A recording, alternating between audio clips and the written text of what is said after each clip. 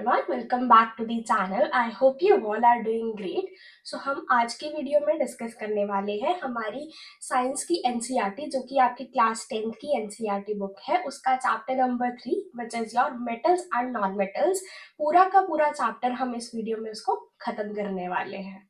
Okay, so before starting the video, अगर आप channel पर पहली बार आए हो तो make sure you subscribe to the channel and do hit the like button also for the video अगर आपको वीडियो अच्छी लगे तो। Okay, so without wasting any time let us begin the chapter. So metals and non metals. तो सबसे पहले आप देखो मैटर क्या होता है। हम आसपास अपनी चीजों को देखो, ये पेन है मेरे हाथ में या कोई भी और चीज जिस फोन से आप देख रहे हो, और भी चीजें आपके पास पड़ी होगी, पानी की बोतल पड़ी होगी, बुक्स पड़ी होगी, ये सारी चीजें क्या है, मैटर है। मैटर क्या होता है, कोई भी ऐसी चीज जिसके जो कि स्पेस ऑक्यूपाई करती है और जिसका कुछ मास होता है। राइट, ये आप बेसिक डेफिनेशन छोटी क्लासेस में देख कर आए हो कि matter is something that has mass and occupies space. तो मैटर बना किस चीजों से हुआ है, छोटे छोटे पार्टिकल से मिलकर बना हुआ है, इतना हमें पहले से पता है। अब मैटर जो है हमारा, वो प्योर फॉर्म में भी हो सकता है, वो इम्प्योर फॉर्म में भी हो सकता है। प्योर फॉर्म का मतलब क्या, कि जो it is made up of the elements or the compounds which have the fixed composition। मान लो कि आप एक पानी के मॉलिक्यूल की बात करते हो, पानी आपने जैसे आप पी रहे होगे, आपके पास बॉटल पड़ी होगी, तो उसके अंदर जो वाटर के मॉलिक्यूल्स प्रेजेंट है अकेले, तो यानी वो एक फिक्स्ड कंपोजिशन में ही प्रेजेंट है कि उसमें हाइड्रोजन के 2 एटम्स है और एक ऑक्सीजन का एटम है। तो वो जो मॉलिक्यूल बना हुआ है वो आपके एक फिक्स्ड कंपोजिशन से मिलके बना हुआ है, तो उसको बोलते हैं एक प्योर सब्सटेंस है। या प्योर एलिमेंटल फॉर्म की बात कर लेते हैं हम, अगर आपके पास कोई एक कॉपर की रॉड है या एल्यूमिनियम की रॉड है, तो उसमें सिर्फ एक ही type of the elements present है, तो वो होती है आपकी प्योर फॉर्म। ओके, और इम्प्योर फॉर्म होती है जिसके अंदर आपने मिक्सचर को क्रिएट कर लिया। मान लो आप एक कोई भी पानी का गिलास लेते हो, उसके अंदर आपने सैंड को मिक्स कर दिया, नमक को मिक्स कर दिया और शुगर को मिक्स कर दिया, कुछ भी मिक्स कर रहे हो आप, एक सोल्यूशन अलग से सोल्यूशन बना रहे हो।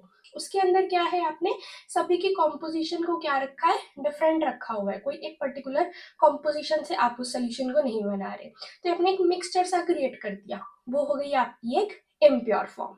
ओके, जो प्योर फॉर्म है उसके अंदर क्या आ सकते हैं, हमारे एलिमेंट्स भी हो सकते हैं और कंपाउंड भी हो सकते हैं।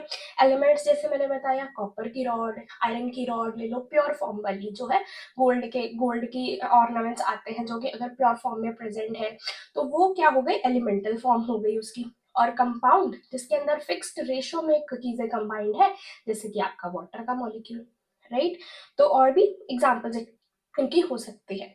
अब जो एलिमेंट्स हैं जो कि प्योर फॉर्म में एग्जिस्ट कर रहे हैं, तो उनको आप फर्दर क्लासिफाई कर सकते हो एज मेटल्स, नॉन मेटल्स और मेटलॉइड्स। अब ये सारे एलिमेंट्स हमें देखने को कहाँ पे मिलते हैं, हमारे पीरियोडिक टेबल में। राइट, तो अब उसी चीज को हम लोग फोकस करने वाले हैं, अब प्योर फॉर्म में उसकी एलिमेंटल स्टेट के ऊपर फोकस करने वाले हैं, जिसमें है आपके मेटल्स और आपके नॉन मेटल्स। तो हम इन दोनों पे आज फोकस करेंगे और इनकी कंप्लीट प्रॉपर्टीज, इनकी रिएक्शंस, सब कुछ हम इनके बारे में आज स्टडी करने वाले हैं। ओके, तो अब देखिए हमारे पीरियोडिक टेबल में ये चीजें हैं कहाँ पे। तो देखो ये आपके मेटल्स है, नॉन मेटल्स है। कुछ चीजें गोल्ड का लेके आते हो तो वो तो कितनी चमकने वाली मिलती है आपको, कितनी शाइनिंग मिलती है उसकी। और भी कोई भी मेटल का सरफेस है तो आप देखते हो कितना लस्ट्रस होता है, कितना शाइनी दिखने को मिलता है। और कुछ एलिमेंट्स आपके पास ऐसे प्रेजेंट है, जैसे कि आपकी पेंसिल, उसको शार्प करते हो, आगे से लेड निकलता है उसमें से, जो कि क्या है, ग्रेफाइट है उसके अंदर। तो वो किस कैसे फॉर्म में प्रेजेंट है, वो उसके ऊपर शाइनिंग नहीं देखने को मिलता, उसमें क्या प्रेजेंट है, कार्बन है, तो वो क्या है आपका नॉन मेटल। तो अब मेटल और नॉन मेटल ये तो आपने अपनी लाइफ, डेली लाइफ में जहाँ आप इसको देखते रहते हो उसकी एग्जांपल दी है मैंने। तो देखो कुछ सरफेसेस शाइनी है, कुछ नॉन शाइनी है, जैसे कि नॉन मेटल्स हो गए। अब इनके बारे में और स्टडी भी तो करना हमारे लिए बनता है ना, तो उसको ही आज हम देखने वाले हैं। तो देखिए पहले हमारे पीरियोडिक टेबल में ये कहाँ पे प्रेजेंट है। तो हमारा जो पीरियोडिक टेबल होता है उसमें different types of the elements present है। उन्हीं एलिमेंट्स को हमने क्लासिफाई करा हुआ है as metals, non metals and metalloids. अब हम इनकी पोजीशन देखते हैं कि हमारे पीरियोडिक टेबल में ये जो एलिमेंट्स है, मेटल्स कहाँ प्रेजेंट है, नॉन मेटल्स कहाँ प्रेजेंट है और हमारे मेटलॉइड्स कहाँ प्रेजेंट है। तो आप देखो ये ग्रुप नंबर 1, ग्रुप नंबर 2 और ग्रुप नंबर 3 to 12 की बात कर रहे हो, ये जो हाईलाइटेड है, ये ब्लू से जो हाईलाइटेड है, ये सारे क्या है आपके मेटल्स है। ओके और ये जो लाइन यहाँ से जा रही है, boron, silicon, arsenic, tellurium, एस्टेटिन, germanium और ये एसबी वगैरह, तो ये सारे क्या है आपके एंटीमनी वगैरह, ये क्या है आपके सारे मेटलॉइड्स है। Okay and going to the extreme right, तो एक्सट्रीम राइट पे आपके क्या प्रेजेंट है, नॉन मेटल्स प्रेजेंट है। तो हमने किस पे फोकस करना है, मेनली मेटल्स के ऊपर और हमारे नॉन मेटल्स के ऊपर, यानी कि एक्सट्रीम लेफ्ट पे और एक्सट्रीम राइट पे हम इसको फोकस करने वाले हैं।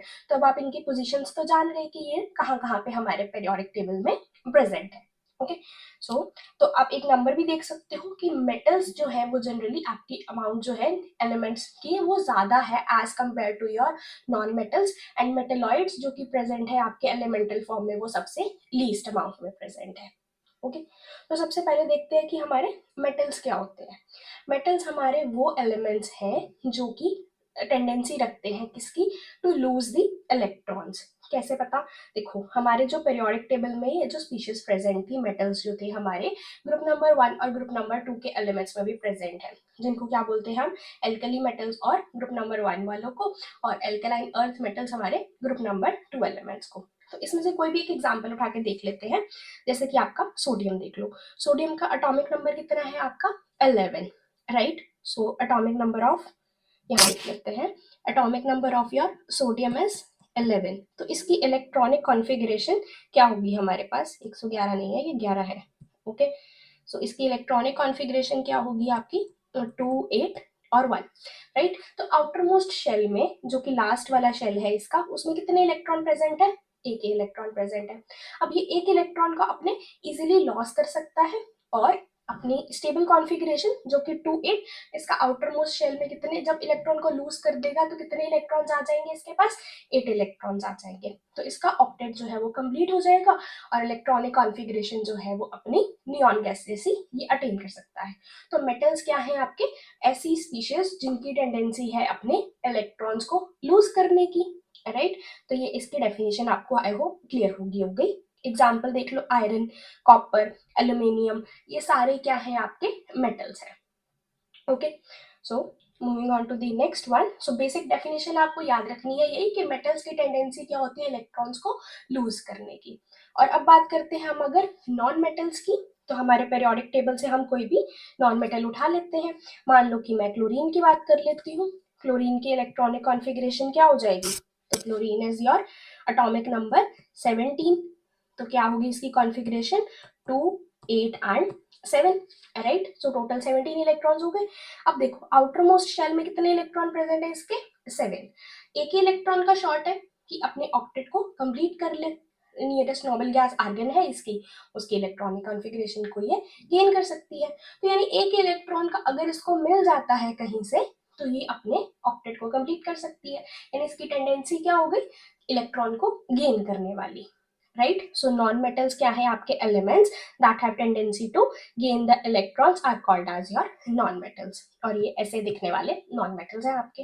ओके नेक्स्ट इज, अब इनकी फिजिकल प्रॉपर्टीज की बात करते हैं। अब हमने देख लिया कि वो स्पीशीज जो इलेक्ट्रॉन्स को लूज कर सकते हैं वो तो मेरे मेटल्स हैं, और जो गेन कर सकते हैं वो नॉन मेटल्स हैं। ये दिखते कैसे हैं, उनकी फिजिकल अपीयरेंस कैसी है, राइट। कि मैं ऐसे देखूं तो मुझे पता चल जाए ना ये मेटल है या नॉन मेटल है, फिजिकल अपीयरेंस उसकी देखनी है, यानी कि फिजिकल प्रॉपर्टीज की हमने उसकी बात करनी है। सबसे पहली है लस्टर। लस्टर का मतलब होता है शाइन, राइट। आप देखते हो, एक इमेजिन ऐसे ही करके देखो, जैसे मैंने पहले भी बताया, आप एक कॉपर की रॉड ले लो, या अपने घर पे ज्वेलरी देखते हो, ऑर्नामेंट्स जो आते हैं आपकी मम्मा के पास होते हैं जो, या पापा के पास भी है, जो रिंग वगैरह होती है या चेन वगैरह पहनते हैं, वो क्या होती है, थोड़ी शाइनी सरफेस होता है उसका, राइट। तो वो किसकी बनी होती है, गोल्ड की बनी होती है। हाँ मानते प्योर नहीं मिलता, मिक्सचर होता है, बट उसमें मेटल्स जो मेटल्स तो प्रेजेंट है ना, तो वो क्या है आपके, एक शाइनी सरफेस है उसके ऊपर, तो यानी कि वो क्या है, लस्ट्रस इन द नेचर हो गए, राइट। और दूसरी तरफ आप कार्बन को देख लो, अपने क्या कहते हैं उसको, पेंसिल के अंदर भी आपकी ग्रेफाइट प्रेजेंट है। ग्रेफाइट एक एलोट्रॉपी है कार्बन का, राइट। तो जब आपने पेंसिल को अपनी शार्प करके देखा तो उसके आगे से जो लेड निकला जिससे आप लिख सकते हो, तो वो जो है लेड वो शाइनी तो नहीं होता, राइट। तो वो क्या हो गया आपका नॉन लस्ट्रस। तो मैं क्या कह सकती हूँ कि मेरे मेटल्स जो है वो शाइनी सरफेस होता है उनके पास, यानी कि वो लस्ट्रस होते हैं, और नॉन मेटल्स क्या होते हैं आपके non lustrous in the nature होते हैं। ओके, तो ये देखो, metals are lustrous, they have the shiny surface, whereas non-metals are your non-lustrous, they do not have a shiny surface, except किसकी बात कर रहे हो, डायमंड और आयोडीन की। तो देखो, मेटल्स के पास तो शाइनी सरफेस है, बट नॉन मेटल्स के पास दे आर नॉन लस्ट्रस, वो शाइनी सरफेस नहीं होते। उसमें एक्सेप्शन क्या है आपकी, डायमंड। डायमंड देखा होगा, ठीक है, उसमें वो कितना ज्यादा शाइनी सरफेस है उसका, राइट। बट वो है क्या, कार्बन का ही बना हुआ है, कार्बन टेट्राहेड्रल फॉर्म में मिलके आपको डायमंड की फॉर्मेशन दे देता है, राइट। बट वो क्या है आपका शाइनी है, और ये आपकी क्या है एक्सेप्शन है, जो कि आपसे एग्जाम में पूछी जा सकती है, राइट। और दूसरी है आयोडीन। आयोडीन के भी क्रिस्टल्स आते हैं, तो ये भी क्या है शाइनी सरफेस रखने वाले हैं, बट ये है दोनों क्या है आपके नॉन मेटल्स है। तो एक्सेप्शन आपको याद होनी चाहिए। Okay, next is hardness. अब एक मेटल को देखो और एक नॉन मेटल को देखो, दोनों में से हार्ड कितना कौन सा होने वाला है। तो मेटल्स क्या होते हैं जनरली आपके हार्ड होते हैं। देखो जैसे हथौड़े से तोड़ना पड़ेगा उसको, कितनी मुश्किल से तोड़ना पड़ेगा, अगर आपके पास कोई मेटल की रॉड आ जाए, आयरन की रॉड ले लो, कितना हथौड़े से मारना पड़ेगा उसको तोड़ने के लिए, राइट। तो वो जनरली क्या हो गए आपके हार्ड इन द नेचर हो गए। एक्सेप्शन क्या है इसके अंदर, सोडियम और पोटाशियम। सोडियम और पोटाशियम तो इतने सॉफ्ट होते हैं कि आप एक नाइफ भी लेके आते हो ना, इनको कट करने जाओ तो ये इजीली कट हो जाते हैं। तो आपको एक्सेप्शंस मेनली याद रखनी है।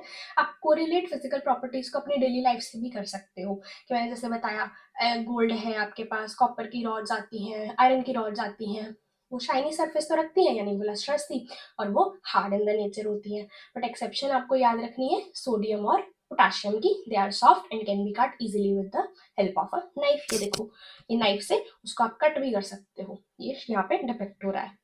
Next is non metals. Non metals क्या होते हैं आपके generally soft in the nature होते हैं, राइट। एक्सेप्शन क्या है, डायमंड। डायमंड तो हार्डेस्ट है सब्सटेंस आपके जो नेचर में एग्जिस्ट करता है, right. So diamond which is the hardest natural substance, ये हो गई आपकी एक्सेप्शन हो गई इस केस में। Okay, moving on to the next property that is their state. अब हमें जनरली मिलते कैसे हैं ये, राइट। सो मेटल्स क्या होते हैं हमारे रूम टेम्परेचर पे, देखा होगा आयरन की रॉड पड़ी है, गोल्ड की चेन पड़ी है, गोल्ड की अंगूठी पड़ी है, क्या होता है उनका नेचर, क्या होते हैं वो सॉलिड स्टेट में एग्जिस्ट करते हैं, they are solid at the room temperature. इसमें एक्सेप्शन है आपकी मरकरी, जो कि liquid at the room temperature होती है। जैसे कि आप थर्मोमीटर्स में देखते हैं उसमें मरकरी फिल्ड होती है, तो मरकरी क्या है बॉटम में जो फिल्ड है वो आपकी एक लिक्विड है, बट वो है क्या एक मेटल है, और ये हमारी इसमें एक एक्सेप्शन है। Okay, next is non metals. Non metals generally क्या होते हैं आपके सॉलिड या गैसियस स्टेट में एग्जिस्ट करते हैं, बट एक्सेप्शन क्या है इसमें भी, ब्रोमीन, जो कि एक लिक्विड होती है आपकी रूम टेम्परेचर के ऊपर। ओके, तो एक्सेप्शंस आपको याद होनी चाहिए, right. Next is about their malleability. अब मेलेबल क्या होता है, यानी कि आप उनको शीट्स उनकी बना सकते हो। अब आप देखते हो आपके पास गोल्ड फॉइल आता है, एल्यूमिनियम फॉइल आता है, कभी आपने सुना है कार्बन का foil, answer is no. Aluminium क्या है आपका एक मेटल है, यानी कि मेटल्स जो है वो आपके मेलेबल है इन द नेचर है, और नॉन मेटल्स जो है वो आपके non malleable in the nature है, यानी कि इनकी आप शीट्स बना सकते हो। तो एल्यूमिनियम का फॉइल हमें मिलता है, तो वहां से आप इसको याद रख सकते हो। और मेन चीज है आपको याद होना चाहिए मेलेबिलिटी का मतलब क्या होता है, कि आप उसकी शीट्स बना सको। तो गोल्ड और silver are the most malleable, जिसको आप इजीली शीट्स में कन्वर्ट कर सकते हो, उनकी एग्जांपल्स हैं आपके पास गोल्ड और सिल्वर की। और एक्सेप्शन तो मरकरी हो गया, क्योंकि देखो मरकरी अगर लिक्विड स्टेट में एग्जिस्ट करे तो आप उसकी शीट्स कैसे बना सकते हो, है ना। वो सिर्फ आपको थर्मोमीटर्स में जनरली देखने को मिलती है, right. Next is non metals, they are non malleable. जैसे मैंने बताया कार्बन के फॉइल्स तो नहीं मिलते हमें, एल्यूमिनियम के ही मिलते हैं ना, तो वो क्या है आपके नॉन मेलिएबल है, यानी कि उनको आप शीट्स में ड्रॉ आउट नहीं कर सकते। Okay, next is ductile. Ductility का मतलब होता है कि आप उनकी तारे बना सकते हो, वायर्स बना सकते हो। अब कॉपर की वायर मिलती है, एल्यूमिनियम की वायर मिलती है, बट अभी भी सुना है कार्बन की वायर मिल रही है, answer is no, right. So ductile कौन हो जाएगा आपका मेटल डक्टाइल हो जाएगा, और नॉन मेटल्स क्या हो जाएंगे आपके नॉन डक्टाइल हो जाएंगे। ओके, तो देखो, metals are ductile, that is it can be drawn into the wires, इनके आप तारे बना सकते हो। नॉन मेटल्स क्या होते हैं आपके, non ductile in the nature होते हैं। देखो, कॉपर की वायर्स बनाई हुई हैं, एल्यूमिनियम की वायर्स बनाई हुई हैं, और ये शीट बना दी तो ये क्या हो गया आपका, मैलिएबल हो गया। तो एल्यूमिनियम की शीट्स भी बना सकते हैं और एल्यूमिनियम की वायर्स भी बना सकते हैं हम। Okay, next is स्नोरस। अब स्कूल में बेल बजती थी पुराने टाइम पे, तो बेल बजाते थे वो दूसरी वाली, आज तो इलेक्ट्रिकल आती है। पुराने टाइम पे वो भैया जाते थे घंटे के बाद, जब लेक्चर खत्म हो गया, भाई अब लेक्चर ओवर हो गया है तो क्या बनानी है, बेल बजानी है, तो आपको आवाज कितनी दूर तक उसकी सुनाई दे देती थी। तो वो जो बेल बनी होती है वो भी किसकी बनी है, एक मेटल की बनी हुई है, राइट। तो आपको आवाज इतनी दूर तक आ रही है, तो इसका मतलब वो क्या हो गए आपके, स्नोरस इन द नेचर हो गए। यानी कि जिसकी आवाज आपको खड़काने पे उसको इतनी जोर से आवाज आपको सुनाई देती है, वो क्या होते हैं आपके, स्नोरस होते हैं। तो वो मेटल के बने होते हैं, और नॉन मेटल की तो एग्जिस्ट नहीं करते। तो metals are sonorous, that is it produce sound on hitting. उसके ऊपर आवाज, जैसे बेल बजाई, कितनी दूर तक आवाज जा रही है तो साउंड प्रोड्यूस होना, यानी स्नोरस इन द नेचर। और नॉन मेटल्स क्या होते हैं आपके, not स्नोरस। Okay, next is oxides. अब मेटल के ऑक्साइड्स की बात करनी है, नॉन मेटल्स के ऑक्साइड्स की बात करनी है, उनका नेचर कैसा होता है। जो मेटल के ऑक्साइड्स होते हैं वो बेसिक नेचर के होते हैं, मतलब कि अगर आप इनके ऑक्साइड को जब आप पानी में डिजोल्व करो तो आपको एक बेस मिलता है। एग्जाम्पल भी देख लेते हैं। मेटल है सोडियम, इसका ऑक्साइड क्या हो गया, Na2O। इसको जब मैंने पानी में डिजोल्व करा तो मेरे को क्या मिलेगा, NaOH। ओके, रिएक्शन को बैलेंस आप कर लेना, हो गई आई गेस बैलेंस। तो NaOH क्या है आपका, बेस है जिसका बिटर टेस्ट होगा। इसकी और प्रॉपर्टीज जो भी है बेस की, वो हमने पिछले चैप्टर में देख रखी है। तो जनरली मेटल के ऑक्साइड्स क्या होते हैं आपके, बेसिक नेचर के होते हैं, क्योंकि अगर आप उनको पानी में डालो तो आपको वो बेस की फॉर्मेशन करते हैं वो। Okay, next is non metals की ऑक्साइड। अब नॉन मेटल का ऑक्साइड यानी कि मान लो कार्बन डाइऑक्साइड या सल्फर डाइऑक्साइड, वो क्या होते हैं आपके, एसिडिक इन द नेचर। कैसे पता, जब आप उनको पानी में डालोगे तो आपको वो एसिड देंगे। देखो कैसे, जैसे सल्फर का ऑक्साइड ले लिया मैंने, सल्फर ट्राइऑक्साइड ले लो मान लो, तो SO3 को जब आप पानी में डालोगे तो ये आपको क्या दे देगा, H2SO4 देगा। इसी तरीके से अगर आप कार्बन डाइऑक्साइड को पानी में डालोगे तो आपको कार्बोनिक एसिड मिल जाएगा। तो यानी कि मेटल्स के ऑक्साइड मेरे बेसिक नेचर के हैं और नॉन मेटल्स के ऑक्साइड मेरे एसिडिक नेचर के हैं। ओके, नेक्स्ट इज इनका मेल्टिंग पॉइंट की बात करते हैं। तो मेल्टिंग पॉइंट आप देखो कितना हीट करना पड़ेगा। अगर आपके पास कोई भी मेटल है, जैसे कि मान लो वही कॉपर की रॉड है, उसको हीट करना पड़ेगा, क्या वो ऐसी थोड़ी मेल्ट हो जाती है। तो उनका मेल्टिंग पॉइंट क्या है, बहुत ही ज्यादा, यानी कि उनको हाई टेम्परेचर तक मुझे हीट करना पड़ेगा ताकि मैं उसको मेल्ट कर पाऊँ। उसकी एक्सेप्शन है आपके पास सीजियम और गैलियम। ओके, और नॉन मेटल्स क्या होते हैं, उनका low boiling point, low melting point होता है, एक्सेप्ट क्या है, डायमंड। डायमंड तो इतना ज्यादा हार्ड है, उसको मेल्ट करना कितना मुश्किल है, right. Next is about their conductivity. Conductivity का मतलब होता है कि इलेक्ट्रिसिटी को कंडक्ट कर पाए, राइट, उनको बोलते हैं कंडक्टिविटी। उनकी बात कर रहे हैं कि मेटल, अब आपने देखो घरों में जो तारे बनी हुई होती हैं, वो वायर्स जो लगती हैं हमारे घरों पे कंडक्शन के लिए, तो इलेक्ट्रिसिटी को कंडक्ट करने के लिए वो जनरली किसकी बनी होती है, कॉपर की ना, कॉपर की, कोई भी मेटल दूसरा। बट ये किसी नॉन मेटल की तो नहीं बनी होती, कार्बन की, सल्फर की, ये तो नहीं आपने सुनी ना। तो कंडक्टिविटी कौन दिखा रहा है यहाँ पे, अपने मेटल्स दिखा रहे हैं, राइट। तो मेटल्स क्या होते हैं, they are good conductor of electricity and heat को भी ये इजीली कंडक्ट कर सकते हैं। कॉपर और सिल्वर जो है वो बेस्ट कंडक्टर्स हैं। जनरली घरों में तारे निकलती हैं, जैसे कि कभी फ्यूज भी उड़ा होता है घर पे, तो घर पे वो जो ठीक करने आते हैं फ्यूज लगाने के लिए, अगर खुद लगा रहे हो तभी भी आपने ट्राई करा होगा कि जो ब्लैक कोटिंग को अगर आप उसकी हटा दो, जो ऊपर से उसको प्रिवेंशन देने के लिए लगा रखी है, अंदर से जो वायर्स निकलती हैं वो किसकी बनी होती है आपकी, कॉपर की ज्यादा देखने को मिलती है, ना कि सिल्वर की। सिल्वर क्योंकि महंगा मिलता है तो कॉस्टली है, वो पड़ेगा आपको। तो जनरली कॉपर की बनी होती है, और ये इसका दूसरा यूजेज यही है कि ये बेस्ट कंडक्टिंग मटेरियल है, ये इलेक्ट्रिसिटी को इजीली कंडक्ट कर सकता है। ओके, अब नॉन मेटल्स क्या होते हैं हमारे, पुअर कंडक्टर्स होते हैं हीट और इलेक्ट्रिसिटी के। इसकी एक्सेप्शन क्या है, ग्रेफाइट, जो कि आपके पेंसिल की रॉड्स में, पेंसिल के अंदर भी प्रेजेंट होती है। ग्रेफाइट जो है वो कंडक्ट कर सकती है इलेक्ट्रिसिटी को, बट बाकी नॉन मेटल्स जो है वो कंडक्ट नहीं कर सकते। तो ये है आपकी फिजिकल प्रॉपर्टीज मेटल्स की और नॉन मेटल्स की, जिसमें हमने क्या देखा, उनकी lustrous properties, states, malleability, ductility, melting point, conductivity. तो इनको कोरिलेट करने के लिए आप अपने घर की आम चीजों को ही देख सकते हो, जैसे कि मैंने आपको अभी कोरिलेट करके चीजें सिखाई हैं। और आपको आना क्या चाहिए, मेनली इसमें से याद होनी चाहिए आपकी एक्सेप्शंस जो है। ये किसी भी कॉम्पिटिटिव एग्जाम के लिए भी पॉइंट ऑफ व्यू से भी बहुत इंपॉर्टेंट है, और आपके बोर्ड के पॉइंट ऑफ व्यू से भी इंपॉर्टेंट है कि आपको वहां पे मेंशन कर दोगे तो मार्क्स ऑब्वियसली एक्स्ट्रा मिलेंगे ही आपको, राइट। तो अगर अब इनकी हम केमिकल प्रॉपर्टीज को देखते हैं कि मेटल्स और नॉन मेटल्स की केमिकल प्रॉपर्टीज क्या है, कि अगर उनकी रिएक्शन करवाई जाए डिफरेंट डिफरेंट केमिकल्स के साथ तो वो क्या प्रोडक्ट हमें देंगे। तो अब हम उस पर फोकस करते हैं। तो सबसे पहले है केमिकल प्रॉपर्टीज, हम किसकी डिस्कस कर रहे हैं, पहले मेटल्स की। ओके, तो सबसे पहली है आपकी रिएक्शन विद द एयर। तो एयर में क्या प्रेजेंट होता है, मेरी गैसेस प्रेजेंट है, मेनली क्या, ऑक्सीजन।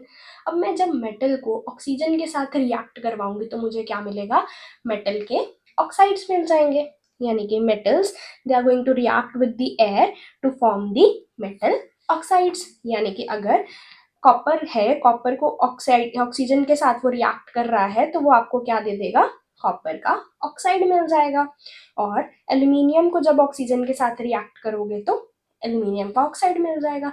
ऐसे में कोई भी मेटल ले लो, तो उसको अगर आप ऑक्सीजन के साथ ट्रीट कर रहे हो तो वो आपको उसके ऑक्साइड्स दे देंगे।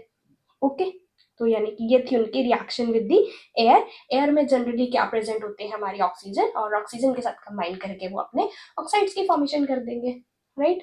तो जनरली मेटल के ऑक्साइड्स का नेचर कैसा होता है, बेसिक नेचर का होता है। हमने पीछे भी देखा कि उनका सोडियम का ऑक्साइड लेके हमने जब पानी के साथ ट्रीट करके देखा था तो हमें सोडियम हाइड्रोक्साइड दे रहा था वो, राइट। तो बट मेटल्स के ऑक्साइड्स क्या होते हैं, आपके बेसिक इन द नेचर होते हैं, यानी कि उनको अगर आप पानी में डिजोल्व कर तो बेस दे देंगे। पर कुछ ऐसे मेटल्स भी होते हैं जिनके ऑक्साइड्स क्या होते हैं, एम्फोटेरिक इन द नेचर होते हैं।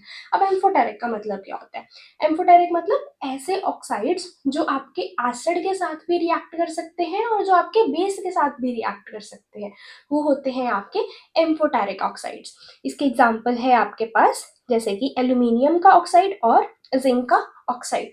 तो जो डेफिनेशन की बात अगर आप करो तो amphoteric oxides are those oxides which reacts both with the acid as well as your base.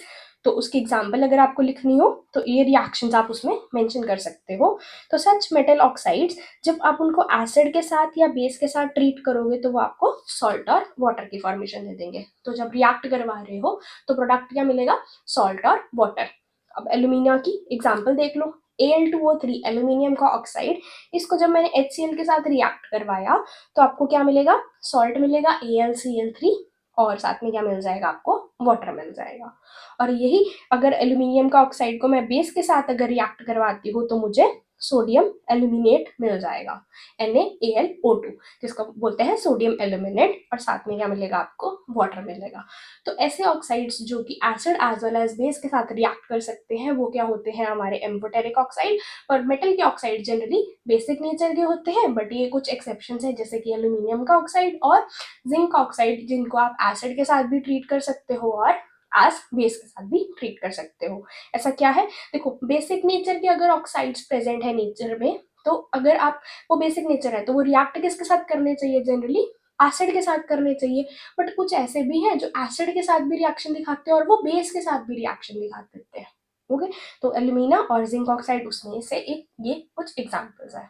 Okay, reaction कैसे दिखानी है ये वाली आप याद कर सकते हो। Okay, next is all the metals do not react with the oxygen at the same rate. सारे के सारे, अभी हम रिएक्शन विद द एयर की ही बात कर रहे थे, तो यानी उनको जब हमने एयर के साथ ट्रीट करा तो ऑक्साइड्स बन गए हमारे। पर कुछ ऑक्साइड्स ऐसे होते हैं जो अकेले बेसिक नेचर के नहीं है, आपके एम्फोटेरिक ऑक्साइड्स हैं। बट क्या सारे के सारे मेटल्स जो हैं वो आपके ऑक्सीजन के साथ रिएक्ट कर रहे हैं सेम स्पीड पे, तो answer is no.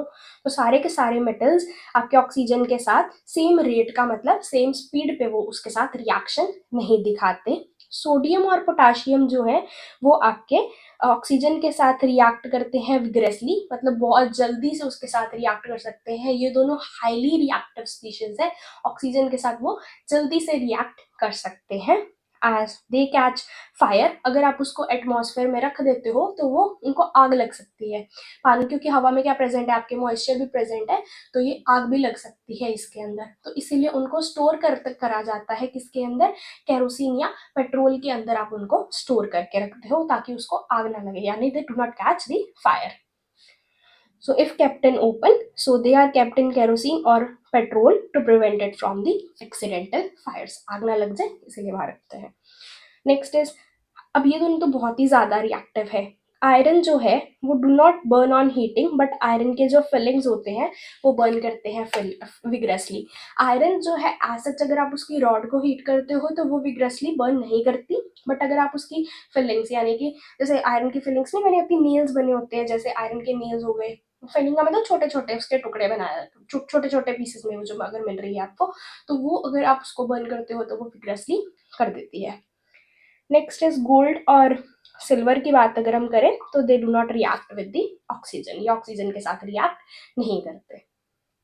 Next is copper जो है it does not burn, copper अकेला बर्न नहीं करता, but hot metal is coated with the black layered colour of copper oxide. Copper जो है वो बर्न नहीं करता, बट जो हॉट मेटल है वो कोटिंग होती है उसके ऊपर किसकी, ब्लैक लेयर्ड, जिस लेयर जो प्रेजेंट होती है वो किसकी होती है, आपकी कॉपर ऑक्साइड की।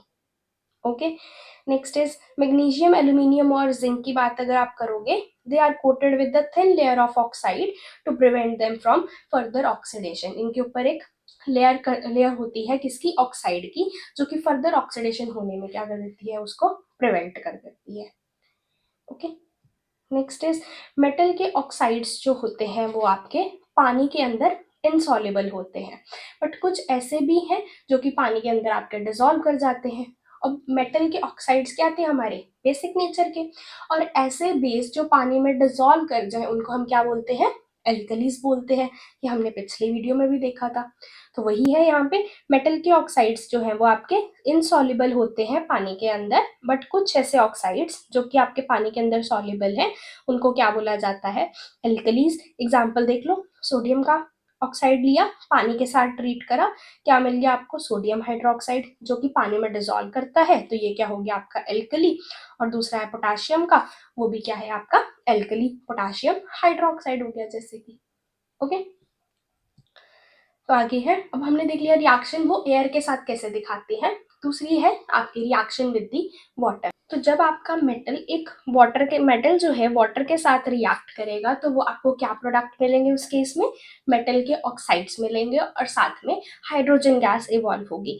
जब मैं अकेले मेटल की बात करी थी, उसको मैं एयर के साथ ट्रीट करी थी, तो मेरे को अकेला मेटल ऑक्साइड मिल रहा था, बट अगर मैं वाटर के साथ इसको रिएक्ट करवा रही हूँ तो मुझे ऑक्साइड तो मिलेगा ही मिलेगा और साथ में हाइड्रोजन गैस भी मिलेगी।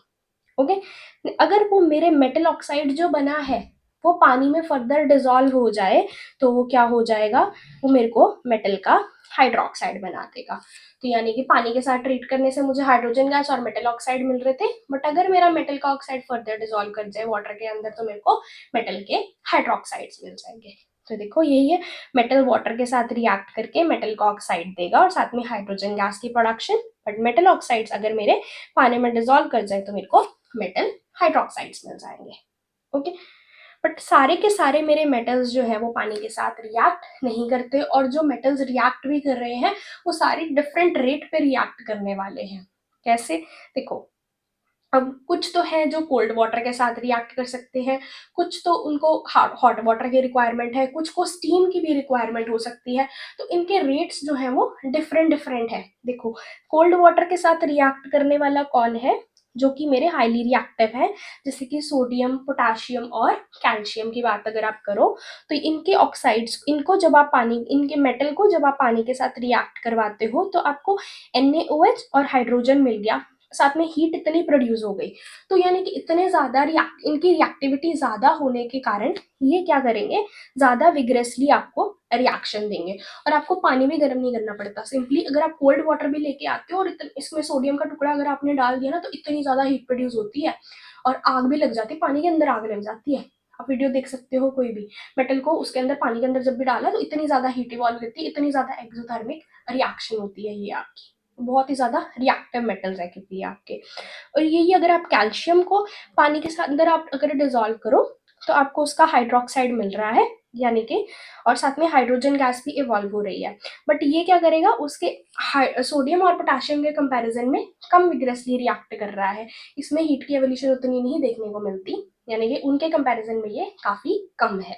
पर रिएक्ट कोल्ड वाटर के साथ ही कर सकता है ये, बट विग्रसली नहीं करता उतने जल्दी। ओके, दूसरे हैं आपके हॉट वाटर के साथ रिएक्ट करने वाले, यानी मुझे पानी को गर्म करना पड़ेगा उसको रिएक्ट करवाने के लिए।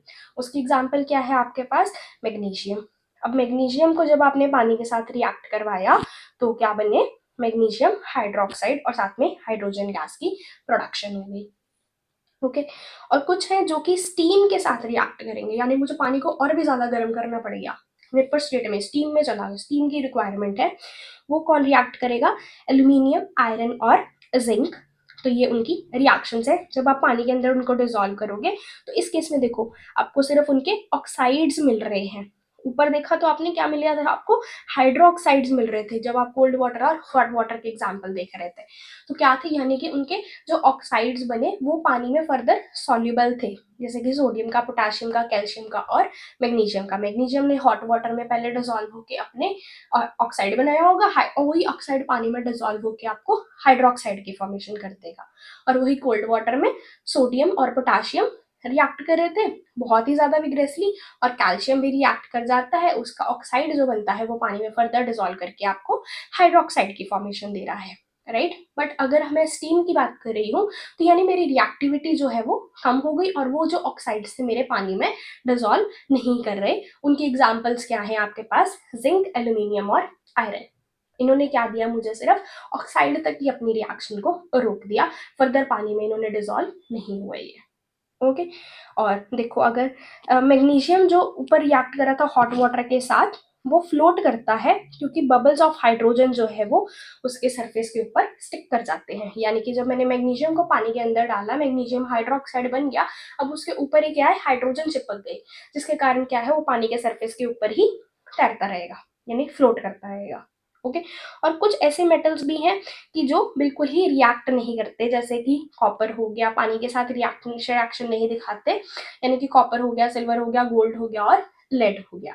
तो ये कुछ एग्जांपल्स हैं मेटल्स की जो कि different types of the water उनको रिक्वायर्ड है फर्दर रिएक्शन दिखाने के लिए। बट ऐसा हो क्यों रहा है, सारे मेटल्स जो है वो सेम रेट पे क्यों नहीं रिएक्ट कर रहे, क्योंकि उनकी रिएक्टिविटी में डिफरेंस है। बट आपको कैसे पता कौन सा ज्यादा रिएक्टिव है, कौन सा कम रिएक्टिव है, कौन किसके साथ, मतलब कौन कितनी जल्दी रिएक्ट कर सकता है पानी के साथ, कौन कम रिएक्टिव है, कौन कम कर सकता है।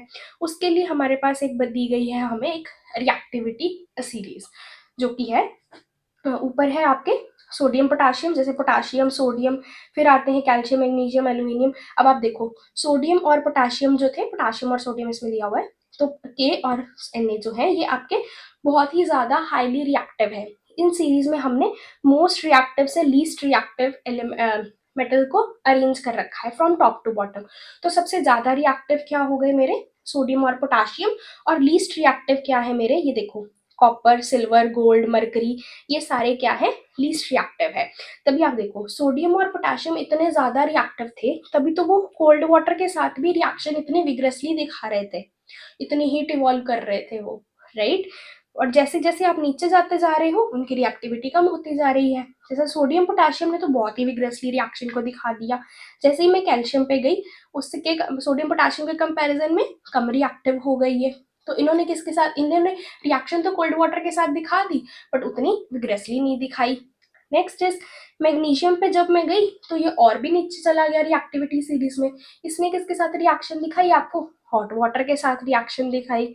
अब आप नीचे चले जाओ, एल्यूमिनियम, जिंक, लेड और आयरन की बात अगर आप कर लेते हो, ये इनकी रिएक्टिविटी और भी डिक्रीज हो गई। ये इन्होंने क्या करा, उसके साथ वाटर के साथ रिएक्शन ही नहीं दिखाई। अब ये वाटर के साथ रिएक्शन दिखा रहे हैं, पर कुछ ऐसे भी थे जो बिल्कुल इसके नीचे चले जाते हैं, जैसे कि copper, silver, copper, mercury, silver और गोल्ड। इन्होंने तो बिल्कुल ही रिएक्शन आपको दिखाई ही नहीं वाटर के साथ। राइट। तो यानी रिएक्टिविटी सीरीज में जो सबसे नीचे हैं वो पानी के साथ रिएक्ट नहीं करे, जो ऊपर थे उन्होंने कोल्ड वाटर के साथ, जैसे जैसे नीचे चलते गए पानी को चेंज करो, उसको हीट प्रोवाइड करो, कोल्ड वाटर से हॉट वाटर पे जाओ, हॉट वाटर से स्टीम पे जाओ, और उसकी रिएक्टिविटी में आपको डिफरेंस देखने को मिलता है। ओके, नेक्स्ट इज, अब इसको आप याद कैसे करोगे कि आपके पास ये सारी सीरीज को रिएक्टिविटी आपकी कैसी आ रही है। तो उसके लिए एक ट्रिक है आपके पास। कैटरीना ने कैटरीना ने क्या मांगी? कार मांगी। कौन सी कार मांगती है वो? ऑल्टो जेन फरारी। फिर भी हाय क्यों मिली सिल्वर प्लेटेड ऑडी। यानी उसने कार तो मांगी थी कौन सी? ऑल्टो जेन और फरारी, पर मिली उसको कौन सी? सिल्वर प्लेटेड ऑडी से ही उसको अपना ऑडी मिल गई उसको, राइट। तो इसको याद कैसे करोगे? कैटरीना, कैटरीना का के याद रखो। के से सबसे पहला एलिमेंट क्या है आपका? पोटाशियम है। नेक्स्ट इज ने, कैटरीना ने, तो एन ए यानी कि आपका सोडियम हो गया। कार, कार से सी ए यानी कि आपका कैल्शियम हो गया। एम मांगी यानी कि एम जी, मैग्नीशियम मिल गया उसको। नेक्स्ट इज ऑल्टो कार मांगी थी, तो ए एल से क्या मिल गया आपको? एल्यूमिनियम मिल गया। जेन, तो जेड एन से क्या मिल गया उसको? जिंक। फरारी, एफ ई यानी कि आयरन हो गया।